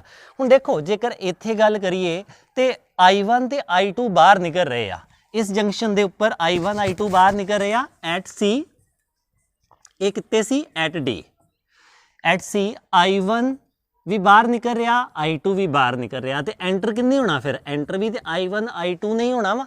ਸੋ ਸਾਡਾ ਜਿਹੜਾ ਕਿਰਚਫ ਦਾ ਰੂਲ ਆ ਉਹਨੂੰ ਧਿਆਨ ਵਿੱਚ ਰੱਖ ਕੇ ਅਸੀਂ ਕੀ ਕੀਤਾ, ਕਰੰਟ ਦੀ ਲੇਬਲਿੰਗ ਕਰ ਲਈ। ਹੁਣ ਅਸੀਂ ਕੀ ਕਰਦੇ ਹਾਂ, ਹੁਣ ਅਸੀਂ ਕਿਸੇ ਲੂਪ ਦੇ ਵਿੱਚ ਘੁੰਮਦੇ ਹਾਂ ਤੇ ਉਹ ਸਾਰੀਆਂ ਸਾਈਨ ਕਨਵੈਨਸ਼ਨਸ ਦੀ ਅਸੀਂ ਕੀ ਕਰਦੇ ਹਾਂ, ਰਿਹਰਸਲ ਕਰ ਲੈਂਦੇ ਹਾਂ। ਅਸੀਂ ਲੂਪ ਪਹਿਲਾਂ ਲੈਂਦੇ ਹਾਂ, ਲੂਪ ਤੁਸੀਂ ਆਪਣੀ ਮਰਜ਼ੀ ਨਾਲ ਜਿਹੜੀ ਮਰਜ਼ੀ ਲੈ ਸਕਦੇ ਜੋ, ਮੈਂ ਲੈ ਲੈਂਦਾ ਵਾਂ A D C B ਤੇ A, ਇਹ ਵਾਲੀ ਲੂਪ ਲਈ ਮੈਂ A D C B A, ਤੇ ਮੈਂ ਇਸੇ ਡਾਇਰੈਕਸ਼ਨ 'ਚ ਘੁੰਮ ਲੈਂਦਾ ਵਾਂ। ਇਹ ਕਿਹੜੀ ਡਾਇਰੈਕਸ਼ਨ ਆ, ਐਂਟੀ ਕਲੌਕਵਾਈਜ਼ ਆ। ਐਂਟੀ ਕਲੌਕਵਾਈਜ਼ ਦੇ ਵਿੱਚ ਜਦੋਂ ਮੈਂ A ਤੋਂ ਸ਼ੁਰੂ ਕੀਤਾ ਤੇ ਮੇਰੇ ਕੋਲੋਂ ਸਭ ਤੋਂ ਪਹਿਲਾ ਸਰਕਟ ਐਲੀਮੈਂਟ ਕਿਹੜਾ ਆਇਆ, A ਓਮ ਆਇਆ, ਤੇ ਇਹ ਜਿਹੜਾ 8 ਓਮ ਆਇਆ ਵਾ, ਮੇਰੀ ਜਿਹੜੀ ਕੈਲਕੂਲੇਸ਼ਨ ਦੀ ਡਾਇਰੈਕਸ਼ਨ ਆ ਉਹ ਵੀ ਇੱਧਰ ਨੂੰ ਆ, ਤੇ 8 ਓਮ ਦੇ ਵਿੱਚ ਕਰੰਟ ਦੀ ਡਾਇਰੈਕਸ਼ਨ ਵੀ ਇੱਧਰ ਨੂੰ ਆ। ਇਹਦਾ ਮਤਲਬ 8 ਓਮ ਦੇ ਅਕਰੋਸ ਜਿਹੜਾ ਪੋਟੈਂਸ਼ੀਅਲ ਡ੍ਰੌਪ ਹੋਣਾ ਵਾ ਉਹ ਕੀ ਲੈਣਾ, ਅਸੀਂ ਨੈਗੇਟਿਵ ਲੈਣਾ ਵਾ। ਅਸੀਂ ਕੀ ਲਿਖਾਂਗੇ, -8 I1 ਜਮਾ I2। ਮੈਂ ਇਹ ਕਿਵੇਂ ਲਿਆ ਕਿ ਪੋਟੈਂਸ਼ੀਅਲ ਡ੍ਰੌਪ ਹੋਣਾ, ਕਿਉਂਕਿ ਸਾਡੇ ਕੋਲੋਂ ਫਾਰਮੂਲਾ ਕੀ ਆ, V = IR। I ਮਤਲਬ ਕਿੰਨਾ ਕਰੰਟ ਇਹਦੇ ਚੋਂ ਫਲੋ ਹੋ ਰਿਹਾ, I1 ਜਮਾ I2। R ਕੀ ਆ, ਰਜਿਸਟੈਂਸ। ਇਹ ਜਿਹੜੀ ਰਜਿਸਟੈਂਸ ਆ ਕਿੰਨੀ ਆ, 8 ਓਮ ਆ। ਮੈਂ 8 ਲਿਖ ਲਿਆ ਤੇ ਕਰੰਟ ਲਿਖ ਲਿਆ। ਹੁਣ ਜਦੋਂ ਆਪਾਂ ਅੱਗੇ ਗਏ ਤੇ ਅੱਗੇ ਸਾਡੇ ਕੋਲੋਂ ਕੀ ਆਇਆ, 6 ਓਮ ਆਇਆ, ਤੇ 6 ਓਮ ਵੀ ਕੀ ਆ, ਕਰੰਟ ਦੀ ਡਾਇਰੈਕਸ਼ਨ ਦੇ ਵਿੱਚ ਹੀ ਆਇਆ। ਇਹਦਾ ਮਤਲਬ ਅਸੀਂ ਇਹਨੂੰ ਕੀ ਲਵਾਂਗੇ, ਨੈਗੇਟਿਵ ਲਵਾਂਗੇ, -6, ਤੇ ਉਹਦੇ ਚੋਂ ਕਰੰਟ ਕਿੰਨਾ ਫਲੋ ਕਰ ਰਿਹਾ, I1। ਫਾਰਮੂਲਾ ਮੈਂ ਇਹੋ ਹੀ ਲਾ ਰਿਹਾ ਵਾਂ, IR ਵਾਲਾ। ਹੁਣ ਅੱਗੇ ਸਾਡੇ ਕੋਲੋਂ ਕੀ ਆਇਆ, 2 ਓਮ ਆਇਆ, ਤੇ ਸਾਡਾ ਜਿਹੜਾ ਕੈਲਕੂਲੇਸ਼ਨ ਦਾ ਫਲੋ ਆ ਉਹ ਵੀ ਕੀ ਆ, ਐਂਟੀ ਕਲੌਕਵਾਈਜ਼ ਆ, ਤੇ ਕਰੰਟ ਦੀ ਡਾਇਰੈਕਸ਼ਨ ਦੇ ਵਿੱਚ -2 I1। ਹੁਣ ਦੇਖੋ ਅੱਗੇ ਸਾਡੇ ਕੋਲੋਂ ਕੀ ਆਇਆ ਵਾ, ਅੱਗੇ ਸਾਡੇ ਕੋਲੋਂ ਬੈਟਰੀ ਆਈ ਆ, ਤੇ ਬੈਟਰੀ ਦਾ ਨੈਗੇਟਿਵ ਟਰਮੀਨਲ ਪਹਿਲਾਂ ਆਇਆ ਵਾ। ਜੇ ਬੈਟਰੀ ਦਾ ਨੈਗੇਟਿਵ ਟਰਮੀਨਲ ਪਹਿਲਾਂ ਆਵੇ ਤਾਂ ਅਸੀਂ ਬੈਟਰੀ ਨੂੰ ਕੀ ਲੈਣਾ ਵਾ, +4 ਲੈਣਾ ਵਾ। ਸੋ ਦੇਖੋ ਹੁਣ ਕੀ ਆ, ਅੱਗੇ ਕੋਈ ਸਰਕਟ ਐਲੀਮੈਂਟ ਨਹੀਂ ਹੈਗਾ, ਅਸੀਂ ਕੀ ਕਰਾਂਗੇ, ਇਹਨੂੰ 0 ਕਰ ਦਾਂਗੇ। ਤੇ ਅਸੀਂ ਇਹਨੂੰ ਇੱਕ ਵਾਰੀ ਥੋੜਾ ਜਿਹਾ ਕੈਲਕੂਲੇਟ ਕਰ ਲੈਂਦੇ ਆ, ਥੋੜਾ ਜਿਹਾ ਸਿੰਪਲੀਫਾਈ ਕਰ ਲੈਂਦੇ ਆ, ਤੇ ਸਾਡੇ ਕੋਲੋਂ ਇਹ ਕਿੰਨਾ ਆਇਆ, -8 I1 -8 I2 -6 I1 -2 I1 ਜਮਾ 4 = 0। I1 I2 ਇਕੱਠੇ ਕਰ ਲੈਂਦੇ ਆ, I1 ਜਿਹੜੇ ਆ -I1 -6 ਤੇ -8 ਹੋ ਗਿਆ, ਤੇ 8 ਹੀ ਇੱਥੇ ਆ, -16 I1 -8 I2 ਜਮਾ 4 = 0। ਅਸੀਂ ਇਹਨੂੰ ਕੀ ਕਰਦੇ ਆ, 4 ਨਾਲ ਡਿਵਾਈਡ ਕਰ ਦਿੰਦੇ ਆ, ਥੋੜਾ ਇਕੁਏਸ਼ਨ ਸਿੰਪਲੀਫਾਈ ਹੋ ਜਾਏਗੀ। -4 I1 ਤੁਸੀਂ ਇਦਾਂ ਕਰੋ, -4 ਦੇ ਨਾਲ ਡਿਵਾਈਡ ਕਰ ਦਿਓ, ਮਤਲਬ ਡਿਵਾਈਡ ਬਾਏ -4। ਇਕੁਏਸ਼ਨ ਸਿਰਫ ਆਪਾਂ ਕੀ ਆ, ਸਿੰਪਲੀਫਾਈ ਕਰਨੀ ਆ। ਤੁਸੀਂ ਇਹਨੂੰ ਭਾਵੇਂ -4 ਦੇ ਨਾਲ ਨਾ ਕਰੋ, ਸੋ ਮੈਂ ਕਰ ਦਿੰਦਾ ਵਾਂ 4 I1 ਜਮਾ 2 I2 ਤੇ -1 = 0। ਮੇਰੇ ਕੋਲੋਂ ਇਹ ਵਾਲੀ ਇੱਕ ਇਕੁਏਸ਼ਨ ਆ ਗਈ I1 ਤੇ I2 ਦੀ। ਹੁਣ ਮੈਂ ਦੂਸਰੀ ਲੂਪ ਲੈਣਾ ਵਾ। ਦੂਸਰੀ ਲੂਪ ਮੈਂ ਕਿਹੜੀ ਲਵਾਂਗਾ, ਦੂਸਰੀ ਲੂਪ ਦੇਖੋ ਤੁਸੀਂ ਕਲੌਕਵਾਈਜ਼ ਵੀ ਲੈ ਸਕਦੇ ਤੇ ਐਂਟੀ ਕਲੌਕਵਾਈਜ਼ ਵੀ ਲੈ ਸਕਦੇ। ਮੈਂ ਇੱਥੇ ਦੂਸਰੀ ਲੂਪ ਲੈਣਾ ਵਾ D E F C D, D E F C ਤੇ D। ਇਸੇ ਆਰਡਰ ਦੇ ਵਿੱਚ ਮੈਂ ਕੈਲਕੂਲੇਟ ਕਰਦਾ ਵਾਂ, ਇਸੇ ਆਰਡਰ ਦੇ ਵਿੱਚ। ਹੁਣ ਦੇਖੋ ਸਭ ਤੋਂ ਪਹਿਲਾਂ ਮੈਨੂੰ ਕੀ ਮਿਲਣਾ ਵਾ, ਸਭ ਤੋਂ ਪਹਿਲਾਂ ਮੈਨੂੰ 4 ਮਿਲਣੀ ਆ। ਕਰੰਟ ਦੀ ਡਾਇਰੈਕਸ਼ਨ ਕੀ ਆ, ਆਪੋਜ਼ਿਟ ਆ, ਕਿਉਂਕਿ ਮੈਂ ਮੋਸ਼ਨ ਜਿਹੜਾ ਆਪਣਾ ਕੈਲਕੂਲੇਸ਼ਨ ਦਾ ਵਾ ਉਹ ਇੱਧਰ ਨੂੰ ਕਰ ਰਿਹਾ ਵਾਂ ਤੇ ਕਰੰਟ ਦੀ ਡਾਇਰੈਕਸ਼ਨ ਮੈਨੂੰ ਸਾਹਮਣਿਓਂ ਮਿਲੀ ਆ। ਜਦੋਂ ਮੈਨੂੰ ਕਰੰਟ ਦੀ ਡਾਇਰੈਕਸ਼ਨ ਸਾਹਮਣਿਓਂ ਮਿਲੀ ਨਾ ਤੇ ਇਹਦੇ ਅਕਰੋਸ ਜਿਹੜਾ ਪੋਟੈਂਸ਼ੀਅਲ ਡ੍ਰੌਪ ਹੋਣਾ ਵਾ ਨਾ, ਇਸ ਰੈਜ਼ਿਸਟੈਂਸ ਨੇ ਜਿਹੜੀ એનર્ਜੀ ਦਾ ਲਾਸ ਕਰਨਾ ਵਾ ਉਹ ਕੀ ਲੈਣਾ, ਮੈਂ ਪੋਜ਼ਿਟਿਵ ਲੈਣਾ ਵਾ। ਸੋ ਕੀ ਆਇਆ 4I2 ਪੋਜ਼ਿਟਿਵ। ਹੁਣ ਦੇਖੋ ਅੱਗੇ ਘੁੰਮਦਿਆਂ ਘੁੰਮਦਿਆਂ ਬੈਟਰੀ ਦਾ ਪੋਜ਼ਿਟਿਵ ਟਰਮੀਨਲ ਪਹਿਲਾਂ ਆਇਆ, ਮੈਂ ਇਹਨੂੰ ਕੀ ਲੈਣਾ -6, ਠੀਕ ਆ। ਅੱਗੇ 1 ਓਮ, ਕਰੰਟ ਦੀ ਡਾਇਰੈਕਸ਼ਨ ਆਪੋਜ਼ਿਟ ਆ, ਅਸੀਂ ਉਧਰ ਨੂੰ ਕੈਲਕੂਲੇਟ ਕਰ ਰਹੇ ਆ ਤੇ ਕਰੰਟ ਇਹਦੇ ਚ ਕਿੰਨਾ ਵਾ, ਪੋਜ਼ਿਟਿਵ ਲਿਆ ਜਾਣਾ ਇਹਨੂੰ, I2 ਕਰੰਟ ਵਾ ਤੇ 1 ਓਮ ਦੀ ਆ। ਹੁਣ ਉੱਪਰ ਗਏ C ਤੱਕ ਗਏ, C ਤੋਂ ਅੱਗੇ ਕੀ ਆਇਆ 8 ਓਮ ਦੀ ਇੱਕ ਰੈਜ਼ਿਸਟੈਂਸ ਆਈ ਤੇ ਕਰੰਟ ਦੀ ਡਾਇਰੈਕਸ਼ਨ ਇੱਧਰ ਨੂੰ ਆ ਤੇ ਅਸੀਂ ਕੈਲਕੂਲੇਸ਼ਨ ਇੱਧਰ ਨੂੰ ਕਰ ਰਹੇ ਆ। ਸੋ ਇਹਨੂੰ ਕੀ ਲੈਣਾ ਵਾ, ਪੋਜ਼ਿਟਿਵ ਲੈਣਾ ਵਾ 8 I1 ਜਮਾ I2। ਸੋ ਇੱਥੇ ਆ ਗਏ, D ਤੱਕ ਆ ਗਏ, ਕਲੋਜ਼ ਹੋ ਗਈ ਲੂਪ, ਅਸੀਂ 0 ਕਰ ਲਿਆ। ਹੁਣ ਇਹਨੂੰ ਸਿੰਪਲੀਫਾਈ ਕਰ ਲਿਆ ਥੋੜਾ ਜਿਹਾ, ਅਸੀਂ ਸਿੰਪਲੀਫਾਈ ਕਰ ਲੈਂਦੇ ਆ। ਇਹ ਸਾਡੇ ਕੋਲੋਂ ਕਿੰਨਾ ਆਇਆ 4I2 -6 ਜਮਾ I2 ਜਮਾ 8I1 ਜਮਾ 8I2 is equal to 0। 4I2 ਤੇ 8I2 ਤੇ ਇੱਕ ਹੈ I2 ਆ, ਮਤਲਬ I2 ਕਿੰਨੇ ਆ 1 2 ਤੇ 3, 4 5 ਤੇ 8 13। ਆਪਾਂ ਕੀ ਲਿਖਦੇ ਆ 13I2। I1 ਕਿੰਨੇ ਆ, ਸਿਰਫ 1 ਵਾ, 8I1 ਇਜ਼ ਇਕੁਅਲ ਟੂ ਜਾਂ -6 ਇਜ਼ ਇਕੁਅਲ ਟੂ 0। ਹੁਣ ਦੇਖੋ ਮੇਰੇ ਕੋਲੋਂ ਦੋ ਇਕੁਏਸ਼ਨਸ ਆ ਗਈਆਂ ਵਾ, 1 ਨੰਬਰ ਤੇ 2 ਨੰਬਰ। ਇਹ ਦੋਨੋਂ ਇਕੁਏਸ਼ਨਸ ਨੂੰ ਮੈਂ ਕੀ ਕਰ ਸਕਦਾ ਵਾਂ, ਸਿੰਪਲੀਫਾਈ ਕਰ ਸਕਦਾ ਵਾਂ, ਕਿਉਂਕਿ ਮੈਥਮੈਟਿਕਸ ਦਾ ਰੂਲ ਆ ਕਿ ਜੇਕਰ 2 ਵੇਰੀਏਬਲ ਹੋਣ ਤੇ 2 ਇਕੁਏਸ਼ਨਸ ਹੋਣ ਤੇ ਅਸੀਂ ਉਹਨੂੰ ਕੀ ਕਰ ਸਕਦੇ ਆ, ਸੋਲਵ ਕਰ ਸਕਦੇ ਆ। ਤੇ ਜੇਕਰ ਮੈਂ ਇਹਨਾਂ ਦੋਨਾਂ ਨੂੰ ਸੋਲਵ ਕਰਦਾ ਵਾਂ ਤੇ ਮੇਰੇ ਕੋਲੋਂ I1 ਤੇ I2 ਦੀ ਵੈਲਿਊ ਹੁੰਦੀ ਆ 1/36 ਤੇ I2 ਹੁੰਦਾ ਵਾ 4/9 ਐਂਪੀਅਰ। ਸੋ ਮੇਰੇ ਕੋਲੋਂ I1 ਤੇ I2 ਦੀ ਵੈਲਿਊਜ਼ ਇਹ ਵਾਲੀਆਂ ਆਉਂਦੀਆਂ ਵਾ। ਪਰ ਮੇਰੇ ਕੁਐਸਚਨ ਦੇ ਵਿੱਚ ਕੀ ਪੁੱਛਿਆ ਗਿਆ ਸੀ, ਮੇਰੇ ਕੁਐਸਚਨ ਦੇ ਵਿੱਚ ਪੁੱਛਿਆ ਗਿਆ ਸੀ ਕੈਲਕੂਲੇਟ ਦਾ ਪੋਟੈਂਸ਼ੀਅਲ ਡਿਫਰੈਂਸ ਅਕਰੋਸ 8 ਓਮ। 8 ਓਮ ਜਿਹੜੀ ਆ ਉਹਦੇ ਅਕਰੋਸ ਕਿੰਨਾ ਪੋਟੈਂਸ਼ੀਅਲ ਡ੍ਰੌਪ ਹੋਇਆ ਵਾ, ਤੇ ਮੈਂ ਇੱਥੇ ਲਿਖ ਦਿੰਦਾ ਵਾ 8 ਓਮ ਦੇ ਅਕਰੋਸ ਕਿੰਨਾ ਪੋਟੈਂਸ਼ੀਅਲ ਡ੍ਰੌਪ ਹੋਇਆ ਵਾ। 8 ਓਮ ਦੇ ਇਜ਼ ਇਕੁਅਲ ਟੂ IR ਤੋਂ ਕਰ ਸਕਦੇ ਆ ਵੀ ਅਸੀਂ ਕੈਲਕੂਲੇਟ ਕਰਨਾ ਵਾ 8 ਓਮ ਦੇ ਵਿੱਚ ਕਿੰਨਾ ਕਰੰਟ ਜਾ ਰਿਹਾ, I1 ਜਮਾ I2। I1 ਤੇ I2 ਦੀ ਇੱਥੇ ਵੈਲਿਊ ਹੈਗੀ ਸਾਡੇ ਕੋਲੋਂ, I1 ਕਿੰਨਾ ਵਾ 1/36 ਤੇ 4/9, I1 ਜਮਾ I2 ਟੋਟਲ ਕਰੰਟ ਹੋ ਗਿਆ ਜਿਹੜਾ ਇਹਦੇ ਚੋਂ ਜਾ ਰਿਹਾ, ਤੇ ਰੈਜ਼ਿਸਟੈਂਸ ਕਿੰਨੀ ਆ 8। ਹੁਣ ਅਸੀਂ ਇਹਨੂੰ ਕੀ ਆ, ਇਹਨੂੰ ਸਿੰਪਲੀਫਾਈ ਕਰ ਸਕਦੇ ਆ, ਤੇ ਜੇਕਰ ਅਸੀਂ ਇਹਨੂੰ ਸਿੰਪਲੀਫਾਈ ਕਰਦੇ ਆ ਤੇ ਸਾਡੇ ਕੋਲੋਂ ਆਨਸਰ ਆਉਂਦਾ ਵਾ 3.78 ਵੋਲਟ, 3.78 ਵੋਲਟ। ਸੋ ਸਾਡੇ ਕੋਲੋਂ ਕਿਰਚਫ ਲਾ ਦੇ ਵਿੱਚ ਇਸ ਤਰ੍ਹਾਂ ਦੇ ਨਿਊਮੈਰੀਕਲ ਜਿਹੜੇ ਆ ਸੋਲਵ ਹੋਣਗੇ, ਜਿਹੜੇ ਨਿਊਮੈਰੀਕਲ ਅਸੀਂ ਸਿੰਪਲ ਓਮਸ ਲਾ ਦੇ ਜ਼ਰੀਏ ਜਾਂ ਸਿੰਪਲ ਰੈਜ਼ਿਸਟੈਂਸ ਸੀਰੀਜ਼ ਪੈਰਲਲ ਦੇ ਫਾਰਮੂਲੇ ਨਾਲ ਨਹੀਂ ਕਰ ਸਕਦੇ, ਉਹ ਅਸੀਂ ਕੀ ਆ ਕਿਰਚਫ ਲਾ ਦੇ ਜ਼ਰੀਏ ਕਰ ਸਕਦੇ ਆ। ਕਿਰਚਫ ਲਾ ਵਰਤਣ ਦੇ ਵਿੱਚ ਸਾਨੂੰ ਇਸ ਗੱਲ ਦਾ ਖਿਆਲ ਰੱਖਣਾ ਪਏਗਾ ਕਿ ਸਾਨੂੰ ਸਾਈਨ ਕਨਵੈਨਸ਼ਨਸ ਦੀ ਜਾਣਕਾਰੀ ਹੋਵੇ।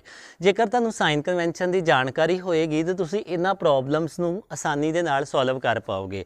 ਸੋ ਇਸ ਤੋਂ ਬਾਅਦ ਵਿੱਚ ਅਸੀਂ ਨੈਕਸਟ ਟੌਪਿਕ ਮੀਟਰ ਵੇਵਸ ਤੇ ਪੋਟੈਂਸ਼ੀਓਮੀਟਰ ਨੈਕਸਟ ਕਲਾਸ ਦੇ ਵਿੱਚ ਦੇਖਾਂਗੇ। ਧੰਨਵਾਦ।